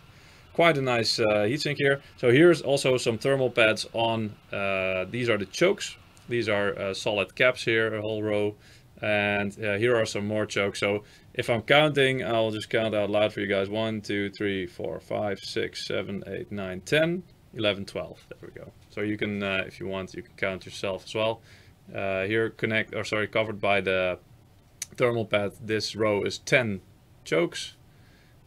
And here are 2 more. And of course, it's not just the chokes that are the phases, they are part of the power phase. So part of the power phase is, of course, the caps, the capacitors, the chokes, and the MOSFETs. And the MOSFETs are the little square chips you see down here. And also they deliver the power. There you go, down here. It's also important to notice this is 2080, not 2080 Ti, because Correct. this one has 2 power connectors. 8-pin, yeah. So the power obviously comes in through here. Then it just travels a short distance through the circuit board. So it just goes through here and then goes directly to the power delivery system, which is all the way, basically what's going on all here. And then it goes to either the GPU mostly, the memory, of course, also a bit, and any other things that might need power. I mean, of course, the fans need to be powered. So here you see these 2 are the fan connectors. This is an LED connector. And at the top here, this red one is also an LED connector. So there's a lot going on one of these cards. And this is a custom PCB, by the way. So this is different from the NVIDIA design. Alright, so let's also take the cooling. So you see the PCB, of course, and as you see, that's completely flat, right? I mean, when you look at the card in total and you just look at the PCB, only a small part. You know, this is just really thin, and but this is where most of or at least where all the calculating magic happens, of course. This, however, is where all the cooling magic happens. So you've seen the front, obviously, you know this one. What you haven't seen maybe is this part. So obviously where you can see that there's a lot of thermal paste here, that's where it connects to the GPU. And the thermal grease, of course, is needed to ensure the conductivity. Around it here is where also the I see a lot of reactions. Whoa, what a monster. Yeah, it is. The black plate, actually, you know, it connects to the heatsink here. You see the heat pipes running. They're running this way, basically, versus last generation cards. They were running in a what we also called SU pattern. So some were shaped like an S, like that. And some were just shaped like a U, so basically like that. These heat pipes, there are a lot more of them compared to last generation. And also they're running, in completely different shapes, again to maximize performance and heat transfer. You can see they're very flat from, let's see, maybe this direction here. When they meet, where you know all the hot components are located, the GPU base plate and the memory, it's very flat. And of course we've done that to make sure there's no space wasted that does not transfer any heat. So all the space you can utilize to transfer heat away from these components will help to keep it cool. You can see there's a little bit of thermal pad left on here. It's a bit sticky on this side as well. So this side handles the GPU part, this side here. This side, however, and especially with this metal plate, this blinky thing here, this is all part of keeping the power delivery components cool. So this is directly connected to the heatsink, as you can see. So it's actually connected to the fins here. And this directly transfers all the heat from the power components to the heatsink, which of course, you know, the air is blowing through from this side and it's being blown out through the side basically to get rid of all the heat. So yeah, it is definitely a beast. That is very true. Also, closer look at Torx fans. So as I mentioned, we've got new fans. Let's see. Here we go. I think this is a good view. So what you will see is that one fan, there's a bit of confusion now as well. Of course, Torx fans are known to have two different fan blades. One we call the dispersion blade and one we call our traditional fan blade. Now traditional, kind of you can think of like, it's a normal fan blade, it's nothing special. That's not really true anymore with this generation, especially. The dispersion fan blade is the one that, let's see if you can see it, is this one I've got my finger on now. Now, if you can see it, it actually has a bit of a dip in the shape halfway through the fan. I think this way you can see it. So on this side it's a bit higher, and there it dips down. So that actually helps to push the air down a bit more aggressively from this fan. The other fan has a bit more of an easy to spot feature, which are some little trims or fins on top of it. So as you can see here, you know, they're a bit more shiny as well. These are also some new aerodynamic features that will help to, you know, the fan doesn't spin this way, by the way. It spins that way because it needs to push air down. So that means that air will go over the fan and will be guided by these fins before they actually hit the dispersion fan. Very technical story. Long story short, it helps to create a better focused airflow. So that means better cooling performance, and also through some clever aerodynamic tricks, it will reduce noise because there's less turbulence. That's the short story of it. If you're interested in more detail about that, you can check our product page, and maybe in the future we might write a blog article about it or something. I really think it's interesting because aerodynamics is something, it's yeah, highly technical, but it is very cool when you understand it. I have a question. What is the height of the card? Are you? Yeah, I was gonna say. Are you? It's like Coke can for no. Yeah, this for size. reference. I think Coke can for size, guys. Here you go. If you're a 9, oh, that's nice. Oh, if you're that's why it was sticking so much. Yeah. If you're a 9 gagger, you know, you would say banana for size. This is Coke can for size. So a little bit the size of the PCB. So this one is quite high. I see some people asking questions about the, let me see.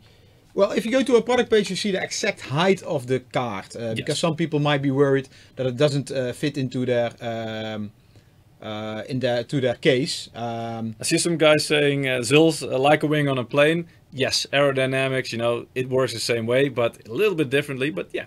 Very similar. Nikos asking, hey guys, you did not follow the NVIDIA design for power delivery phases. Why is that? Well, we have some cards. Let me check if they have that here. Because, short answer, because more power. Yeah, indeed. Can you go one slide back? Or maybe more? One more? No, back.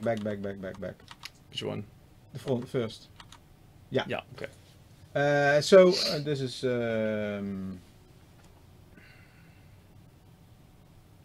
yeah, so like this. We have several cards here. If you look at Aero and Ventus and Duke. So Aero, Ventus and Duke, they are using the NVIDIA reference. Actually, Seahawk as well. And Seahawk as well. Yeah. So the only one here which has a custom PCB is the Gaming X Trio. And later we're still working on some more cards based on either this custom PCB or something new. That's for the future.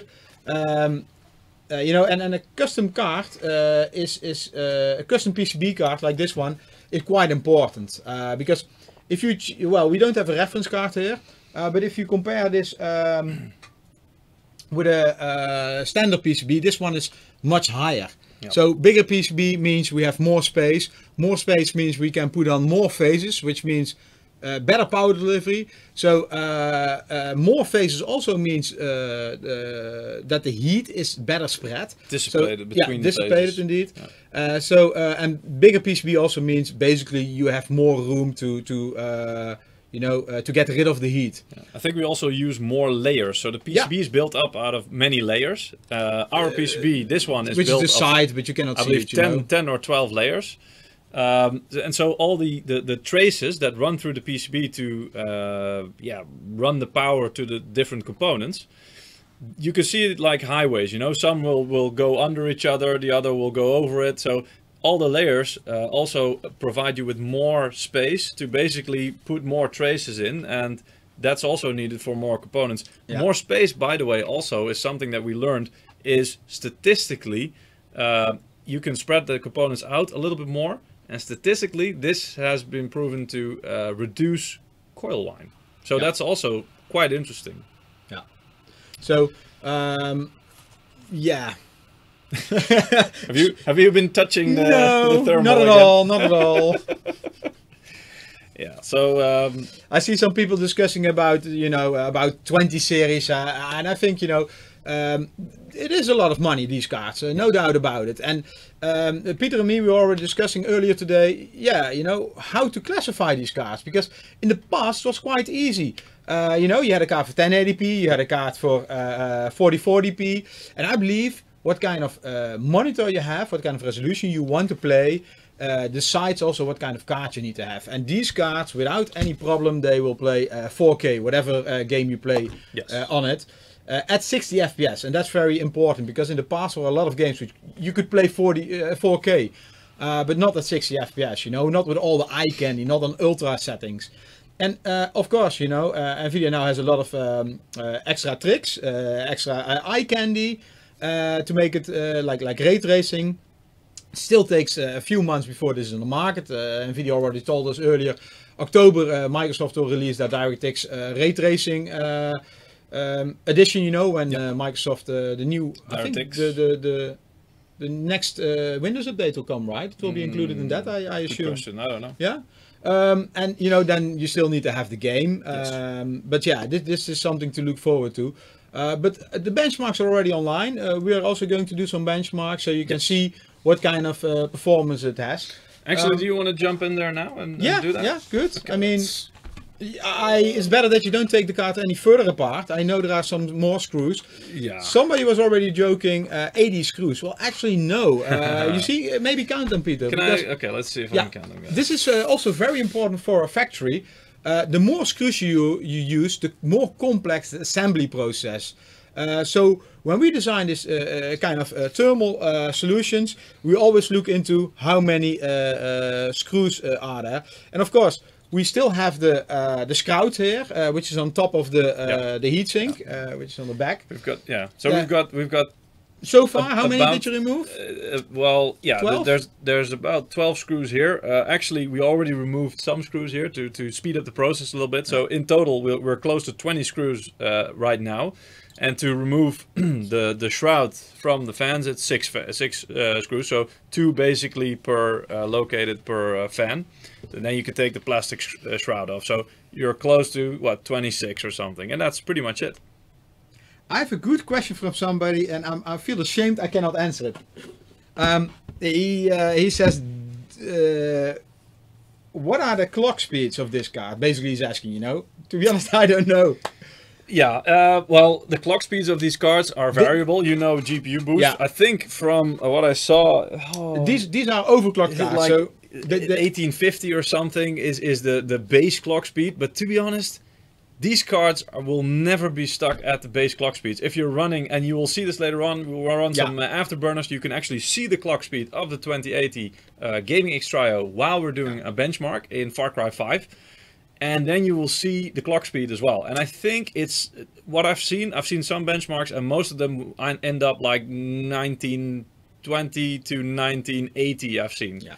And that's just GPU boost doing its thing. That's without doing any kind of overclocking. I think if you look at the last generation, the 10 series and this 20 series, GTX 10 and RTX 20, I think the big important feature is the variable boost clock from NVIDIA. GPU boost. GPU boost indeed. Yes. And the cool thing about that, how better you cool it, how longer it can run at sustained clock speeds, And don't look too much at the clock speeds out of the box, because they don't mean anything really. If you have a single fan or a cheap fan or a fan which is not assembled correctly, you can have high clock speeds. It will probably hit them 1 millisecond, and then it will drop down so it will start throttling. Yes.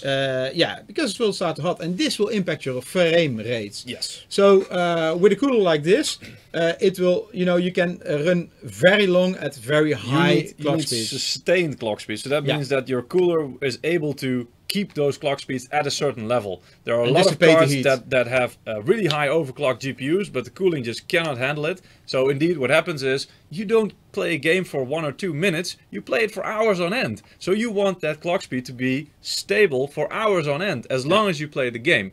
And that's what our cards basically are known for, especially last generation, this generation as well. This is the philosophy that we want to follow. We want to make sure that you have sustained high clock speeds, not just for a second when you boot up, because that's useless. I have a question from Pavel, where to buy it? I believe there are a few, in most countries, Pavel, I'm not sure where you're from, but in most countries there are some e-tailers and retailers where you can pre-order the cars from in the last few weeks. And to be honest, and I think it's always like this, in the beginning, supply is very limited. Yes. And the first shipments are all going to those people who pre-ordered. And each week we get new batches in. But of course they first go to the launch partner. So please find out on either the MSI website or the NVIDIA website. Or your local e-tailers, keep an eye on who them. our launch partner is. But I suggest, don't go order, if you really want the car, don't order at each shop, because not all shops will get them in the beginning. No. And a lot of shops, probably they will have a low price, but it will take 2 or 3 months to deliver. So, please watch out, go to the, check out who are the MSI launch partners. Official partners, preferably. Yeah, indeed. And for sure on the forums, you probably know which shops already had stock and are delivering from today on. I already saw the first people got their cards. Who got the GPUs, so... I see a good question by Nico B about are the chips in the X-Trio binned or are they identical to the Duke? Yeah. Good question. Yes, they are identical to the Duke, but they are binned. And the difference is in the gaming series is in the X or the non-X. So the X series are higher clocked out of the box, so the gaming X Trio are the higher clocked out of the box. And will probably reach a bit more higher clock speeds. They are binned for that. The gaming Trio, there will also be probably a gaming Trio without the X. Those are the lower ones, but they can't reach those high clock speeds out of the box. They will still overclock and they will still reach pretty good clock speeds, but they're not the highest binned GPUs. The same goes for Duke, but on Duke series we don't use the X, we use the OC. So for Duke, if you want to have the highest binned GPUs, buy the OC version, so Duke OC. If you don't really care, and honestly, the difference in the clock speeds has become so small because the clock speeds themselves are very high. It's just a couple of tens of megahertz probably. So there's also a non-OC variant.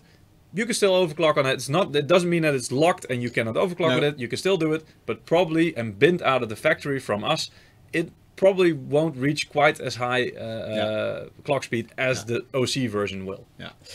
Question again for 2-fan twin frozzer. Well, let's wait and see. We have more cards in the work.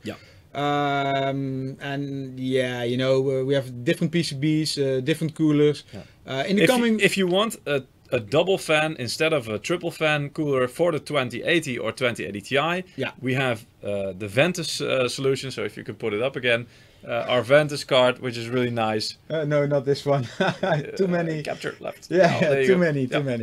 So as you can see, the second card from left, our Ventus card is still a 2-slot design. It is still a really good cooler, but it's not gaming. So, it's still a 2080 or 2080 Ti that's in there. But we went with, for our gaming, we want to have the ultimate cooling solution so that we can make 100% sure you stay silent and you get the performance you need. You can play hard. So that's why we also say play hard, stay silent. Maybe do some benchmarks. Yeah, put on the, let's see, actually, you can keep it there. Yeah, so this will be the difficult part because... I have to navigate... blindly. Yeah. Maybe close this? Oh, no, not make it bigger. Yeah. Do we have afterburner on here? Yeah. So probably we want to run that as well. Is this the latest version? That's a good question. I would hope so. So, to be clear, the system now is configured with a... GTX 1080, because we want to make a baseline benchmark. How do we configure the on-screen stuff? Actually, you know what? This is going to take too long. So we'll run it in the background. So after the benchmark is done, we can still check out the metrics. Yeah. Now we will just start Far Cry. We should have a bigger monitor here, or Peter should get eye surgery or better glasses. Again, yes. Yeah, I need the laser eyeglasses. Yeah. Now, so the reason why we chose Far Cry 5 is because it has a built-in benchmark, firstly. Secondly, also, you can scale the graphics. So that means, you guys know if you've been following the stream. NDA on this desktop? I have no idea. We can only stream on 1080p, so full HD resolution. Oh, there, yeah, it's already running. We can only stream on full HD resolution, but full HD for this card is peanuts. You probably won't even see that much difference between a 1080 and a 2080 because it kind of hits a ceiling where it cannot go much higher. So what we want to do is we want to make sure that these cards are properly challenged. So here we go. You can see, of course, it's 1080p. Refresh rate should be unlimited if it's possible. Actually, I think this is capped also by the capture card, but should be okay. Everything, the graphics quality is ultra, so everything is at the highest possible setting. Anti-aliasing is, as you saw from Lars, is the TAA, which is probably at the moment the best possible option you can get. Motion blur on because, well, let's just keep it that way. And here you get the advanced setting. So G-Sync is off, if you're wondering. Frame rate lock is off. However, for some reason, probably the capture card is limiting to 60 FPS, so that's probably why we're locked. However, there's a resolution scale, and here we go.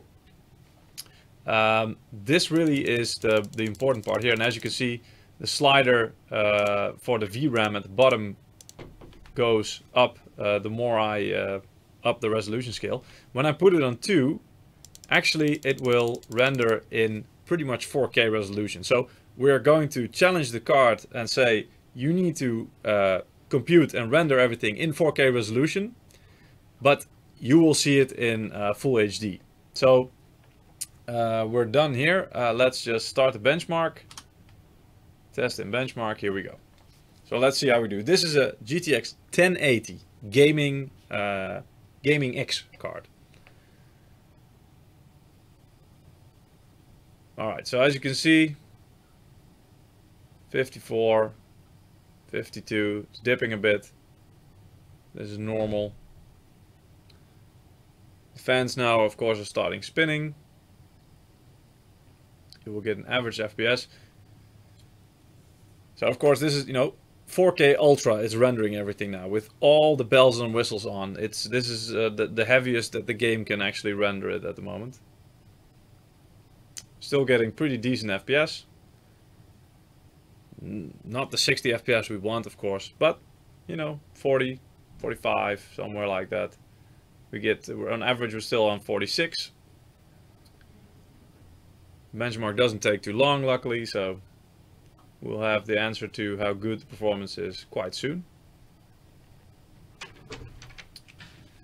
Alright, so 45 average at the moment, 46, there we go, 46 FPS. Let's see if we can find some interesting things in here. Sorry, I'm looking here because there's my data is on this screen. Resolution scale still 2, all the graphics quality is on ultra, refresh rate unfortunately is locked at 60 because of the capture card.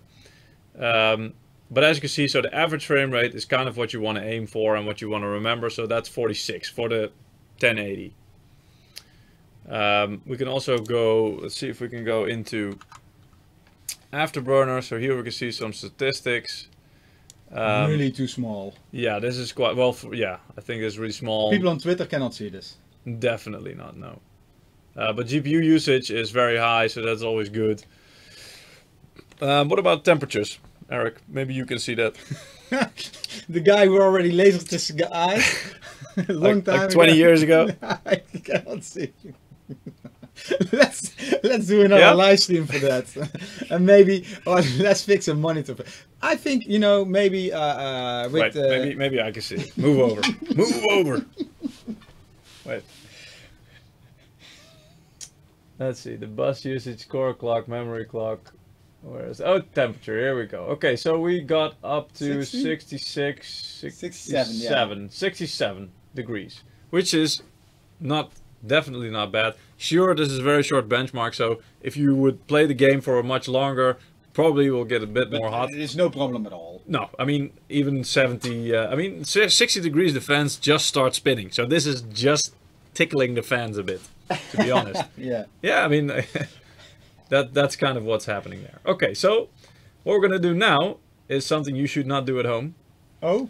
Because we're going to shut down the PC and just yank the card out. Then I'm going to this view. Why? Because now I can't see anything anymore. I don't have a monitor. Yeah, just switch it off. No? Yeah. Okay.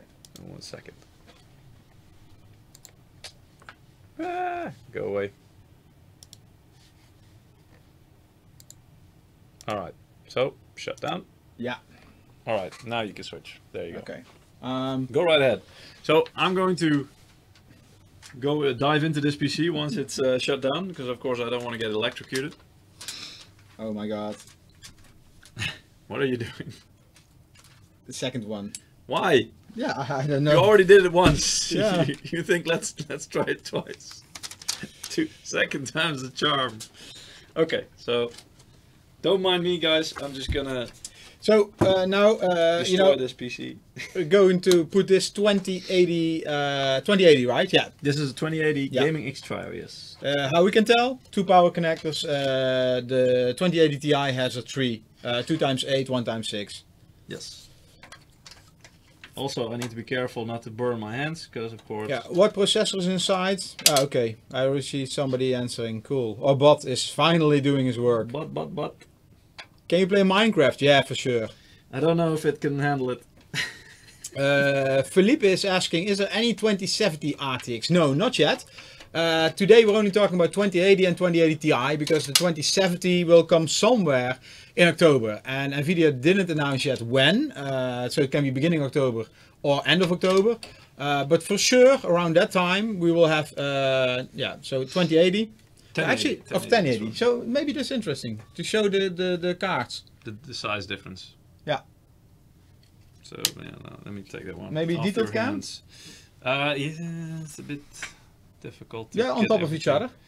There's not that much space, as you can see, so I cannot really. Okay. But let's do that in the main cam. Yeah, there we go. So on top of each other. So 1080, the red one, 2080. So, of course, both have backplates. And somebody wants to see the back of the card. Yeah, I just already showed. Do it this way, because that's the way that it's going to be In facing your case, you guys. yeah. Yeah. And of course the thickness. We have here. We have, and this is the. So we have Duke here. Duke is our 3-fan solution for 2080 2080 Ti. Duke uses reference PCB, and then we have the Gaming X Trio here, and that uses a custom design PCB, and that one has more phases than the NVIDIA Founder Edition. Yes. Hi Jay. And you can also see here that the Gaming X Trio is a bit more beefy. Uses a more beefy heatsink than the gaming. And this GPU needs it, right?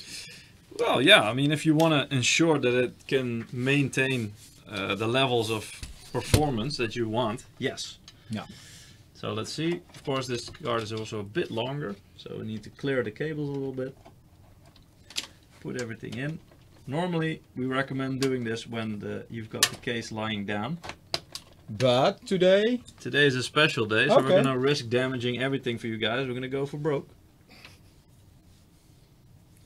Yeah, so Peter, what I also like on this card, on Duke, maybe you can explain this a little bit. 2080 or bust. Is the back of the GPU. So, because the cooler, I think you can see like this, the cooler is longer as the PCB. Yes. So here, the cooler is longer than where the PCB ends. Yes. And that's why we put some cap on the end, right? Yeah, to kind of make sure that all the air stays within the fan and still helps to cool the card. So the heatsink is actually a bit longer. I mean, you can see that the PCB ends right here. Yeah. but the thermal, the heatsink basically, it still continues. Also because, of course, you can see the fan. Wouldn't make sense to just end the heatsink while the fan continues. So even though this isn't like directly on top of the PCB, it still helps to cool because the heat, thanks to the heat pipes, is still being spread through the whole heatsink. So this part also helps. As long as there's airflow going through it, and of course you can see, because there's a fan directly above it, there will be airflow going through the heatsink. It still helps cooling. Yeah. So there you go. So guys, we have a giveaway. If you go to our website, you can enter. It's on the main page. There is a button live on air, and below that is a button participate. It's not working for everybody. Please try to refresh it. It's probably some caching because they updated it today. You can also find our next live streams each Wednesday, 4 o'clock CET. We do a live stream. Next week I think we're going to talk about Tomb Raider. So Tomb Raider is one of the RTX, or let's say the ray tracing games. Yeah, will support ray tracing. Earlier with NVIDIA we already talked about it. You know, ray tracing will not be out of the box. First of all, Tomb Raider already released, but Microsoft still needs to release their ray tracing API. And yeah, then probably later there will be a patch to get ray tracing inside Tomb Raider. Not sure when the date is, but next week we're going to do some Tomb Raider gameplay, probably on 20 series. Need to check about that. And with our new ultra-wide 34-inch gaming monitor, so this will be really nice. I think we're nearly ready to go. Yeah. Let's see. Let's see if I broke it. Yeah. See if I managed to break it. Okay, so power on. What do you recommend for 1080p 144 hertz? Well, that's very good because you know, a lot of people think that you know, you have a 144 hertz monitor and you just play on 60 frames, but that doesn't make any sense. So you know, the pro players, like, yeah, I don't want to say like Peter, but you know, I'm not a pro. But you know, like Counter-Strike, competitive players, you know, they tone down all the details to get as high FPS as possible. Yeah. Most competitive games actually are not that heavy, barring PUBG, of course. That one is quite graphics intensive. But most players, indeed, competitive players, will sacrifice the way the game looks for smooth gameplay, because then they have the feeling that they have the best response times. You know, there's no delay, no hitches, no stuttering, nothing. They have the best response time. They don't care anything. If you've ever seen some of these people playing at tournaments, like CSGO players, they will even have their old 3-4. I think the driver still needs to. Yeah, we need to reboot. So this always happens.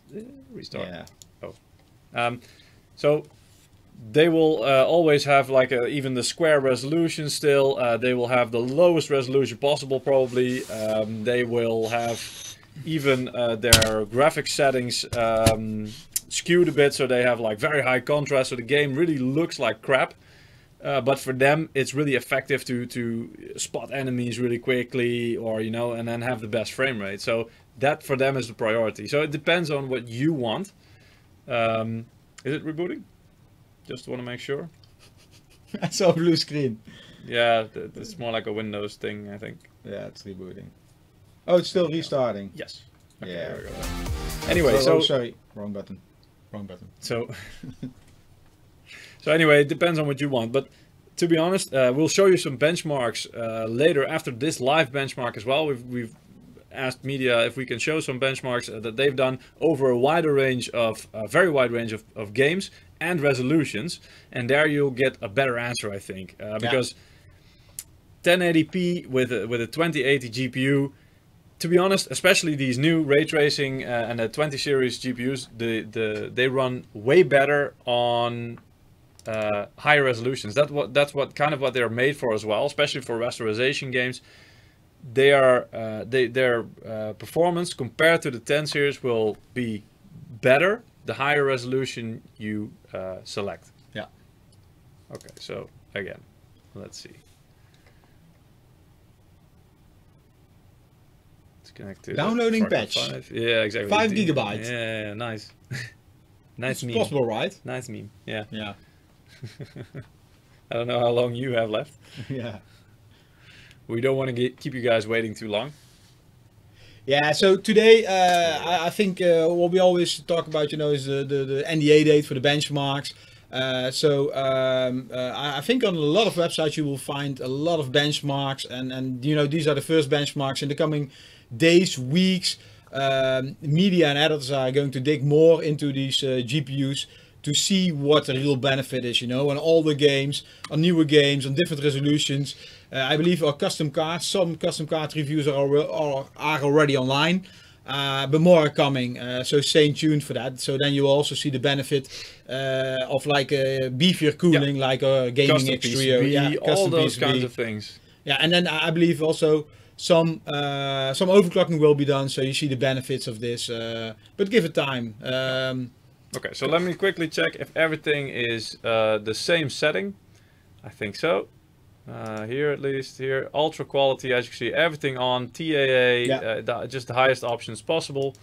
And here VSync off, frame lock off. It is still locked to 60, but we didn't reach 60, remember, we had 46 average. And here resolution scale again too. So that means that we are forcing the card to render everything like a 4K resolution. So let's start the benchmark. I like this game.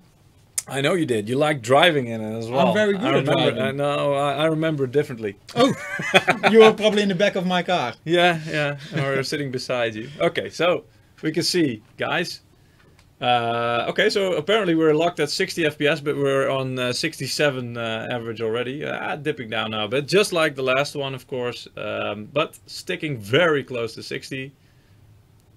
Still even above it in the average. Going to dip down a little bit now. I think also we don't have the latest drivers, do we? Well, that's the thing. I mean, drivers, I don't know if we have the latest ones available yet. Yeah. So, today... we're running on beta drivers as well, I think. So drivers, and like Lars explained, like NVIDIA explained earlier, especially with deep learning super sampling, DLSS, everything will improve, especially with driver updates. In the past, there were already massive driver updates and improvements with that.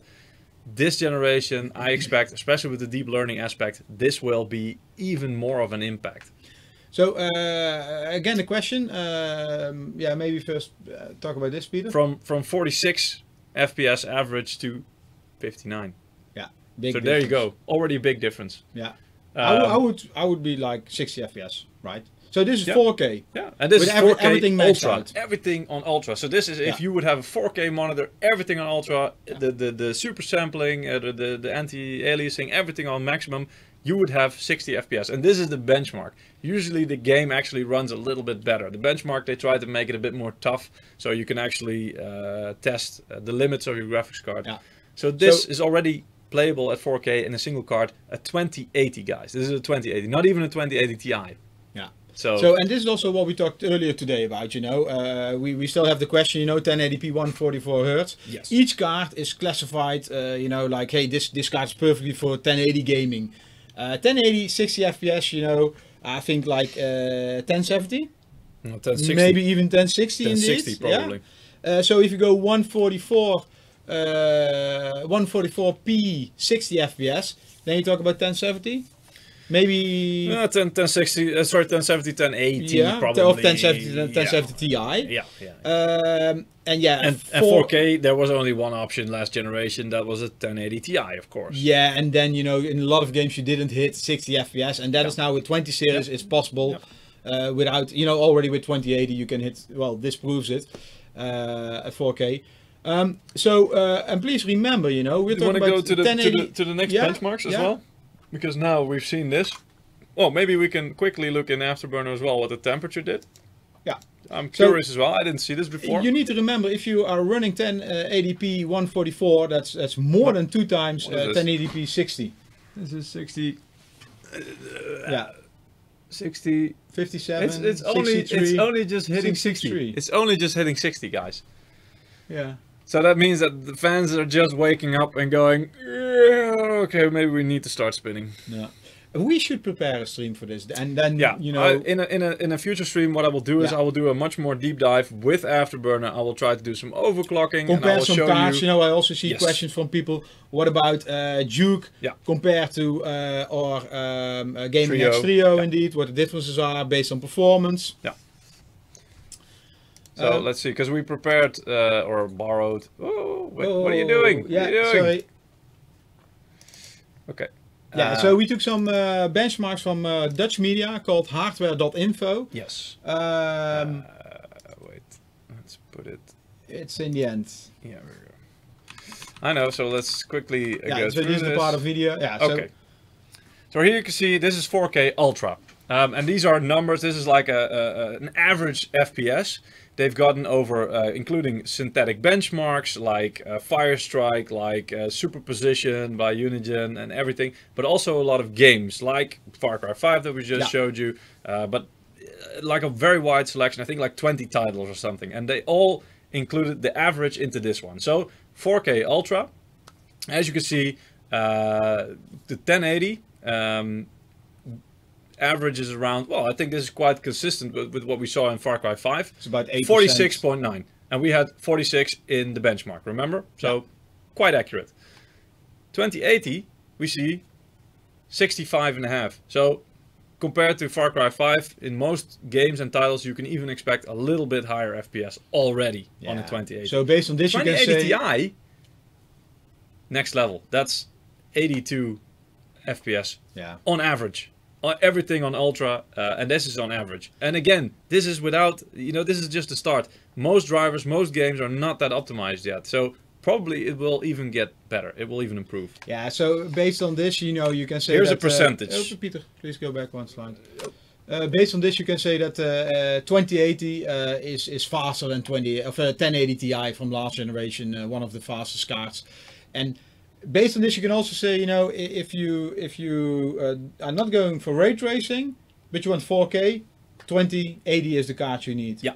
But if you don't do 4K, maybe stay with the old generation, But if you want, for example, 4040p, 144 FPS, then again you need to think about 1080 Ti or 2080. So that's how performance works. And I mean, these are the fixed numbers, but we also want to put things into perspective. So here's basically the percentages where we took the 1080 as being 100%. So there you can see that the 2080 on average in 4K is 40% faster than the 1080. Yeah, and this is a performance index, so a lot of games and benchmarks are included into this to give a real average performance indication from as far as can be had right now from a large sample. So a lot of games, a lot of benchmarks put together. Indeed. 2080 Ti you can even see compared to a 1080, of course, 75. So it's ridiculous. However, watch what happens when we go down one resolution step, so to 4040p, because this was 4K, remember, and everything on Ultra. When we go to 4040p, the gap actually becomes a little bit smaller. So you can see that the 1080 is average is around 80 FPS. I'm not sure if we can say FPS in this. It's more like score. This is actually average FPS. We checked. Okay. Yeah, so this is actually average FPS according to all the different programs, benchmarks, everything that was run. 2080 averages 107. So this is already a bit harder to gauge, but what does that mean? So percentage-wise, here we go. 1080 is 100% again. Then 2080, remember on 4K, the gap was 40%. Now it's 34. Still a pretty good gap, but a bit smaller. So this is again a bit of the key of the message as well, guys. If you're playing on a lower resolution, yes, 20 series cards, 2080 Ti will be faster, but the gap is the biggest at the higher resolutions. That's kind of the core message here. 2080 but Ti. we should not forget about the new technologies like DSLL. Yes. I mean, this will later speed up even more. Yeah, and again, also 2080 Ti, everything on Ultra, 4040p, 127. So it's if you have a 144 monitor, 4040p, 2080 Ti is an excellent choice. Let's see. All right, then 1080p, so full HD. A lot of people are still gaming on full HD, I know.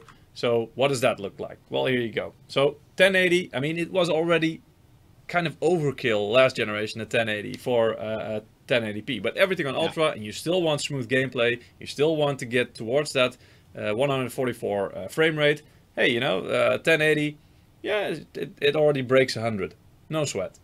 Yeah. Because it was a really good GPU when it came out. 2080 ups the ante, going already to an average of 135. 2080 Ti already goes up to above 150. But when we go to percentages again, you can see, yes, it is quite a bit faster. It's 28% faster actually, the 2080 compared to the 1080. But on 1440p it was 34%, and on 4K it was 40% faster. So again, these cards are built with high resolution in mind.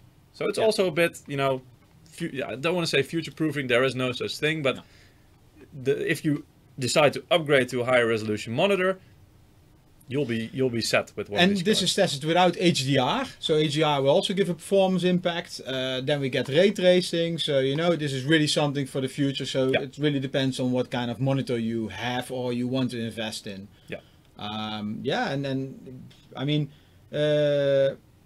if you only have like a 1080p monitor or 4040p and you don't care about 144 Hz, just a 60 FPS player, and I think that's for PC gamers, you know, PC master race, 60 FPS is minimum. Based on Ultra, then you rather go for something like 1080 or 1080 Ti. I mean, you can already see a 1070 on Full HD Ultra.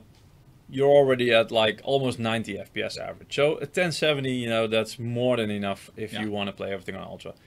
But if you want to do ray tracing, you know, if you want to enjoy those really, really nice visuals. Battlefield 5. Exactly. Then, you know, again, like NVIDIA explained earlier in our stream, those cards were not really made with ray tracing in mind. The 2080 and 2080 Ti will do it 100 times faster, is what I believe Jensen said. I don't know, 100 times anyway, you know, it's hardware based, so they have the ray tracing cores. The other one will be software, so it's impossible. The other one was built for rasterized specifically. This one can do rasterized. The 20 series will do rasterized even better than the last generation, but it has the added benefit of all the good things to come, all the ray tracing goodness. And of course, guys, remember, give it a bit of time. This needs time. The developers, a good game, most of the AAA titles take 3, 4, 5 years to develop, depending on how long and how much content they've included.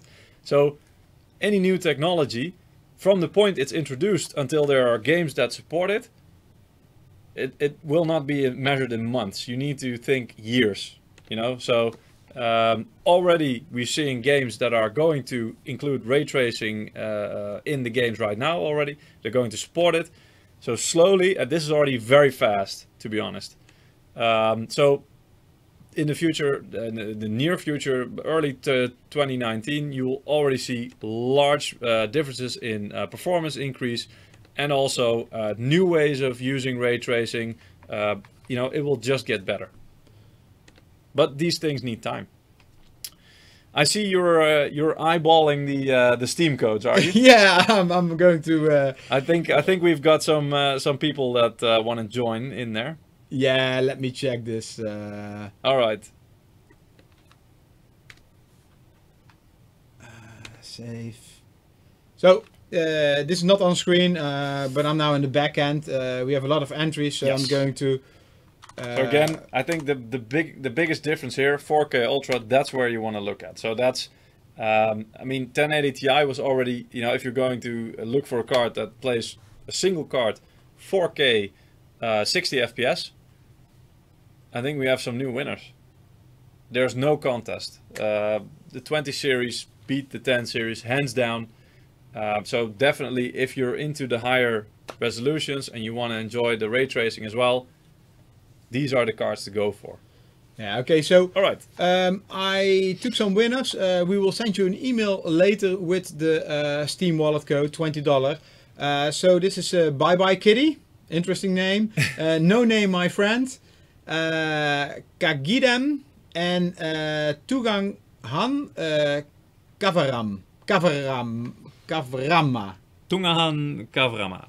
Yeah, something like that. Anyway, guys, Congratulations with your $20 Steam codes. We will email you with the codes themselves and the instructions, of course. Thank you for participating. Thank you for following us. We hope you like this content. Let us know if you like this content, what other kind of content you would like to see from us. And yeah, we hope to see you next week. Yeah, so next week, like I already said, we're going to play Shadow of Tomb Raider on a new 34-inch ultra-wide sadly, no ray tracing yet, right? No ray tracing yet, but probably we will play it on one of these 10 series cards. So either our Duke or our, well, Peter, what did you do? 20 series, right? You 20 said, series. You said 10 Oh yeah. I mean, what did I do with the other one? Okay. Well, if you just joined, you know, just find out how Peter damaged all the cards. Yeah, how I broke this gaming X Trio card. Yeah, because I see a lot of people asking, hey, why is it disassembled? Well, you know, we tore it down for you. We broke it apart for you guys. So please let us know what you think. And next week again, Wednesday, 4 o'clock CET time. Please join, and then we have a giveaway. So thanks for joining. Thank you guys. We'll see you. Have a nice evening.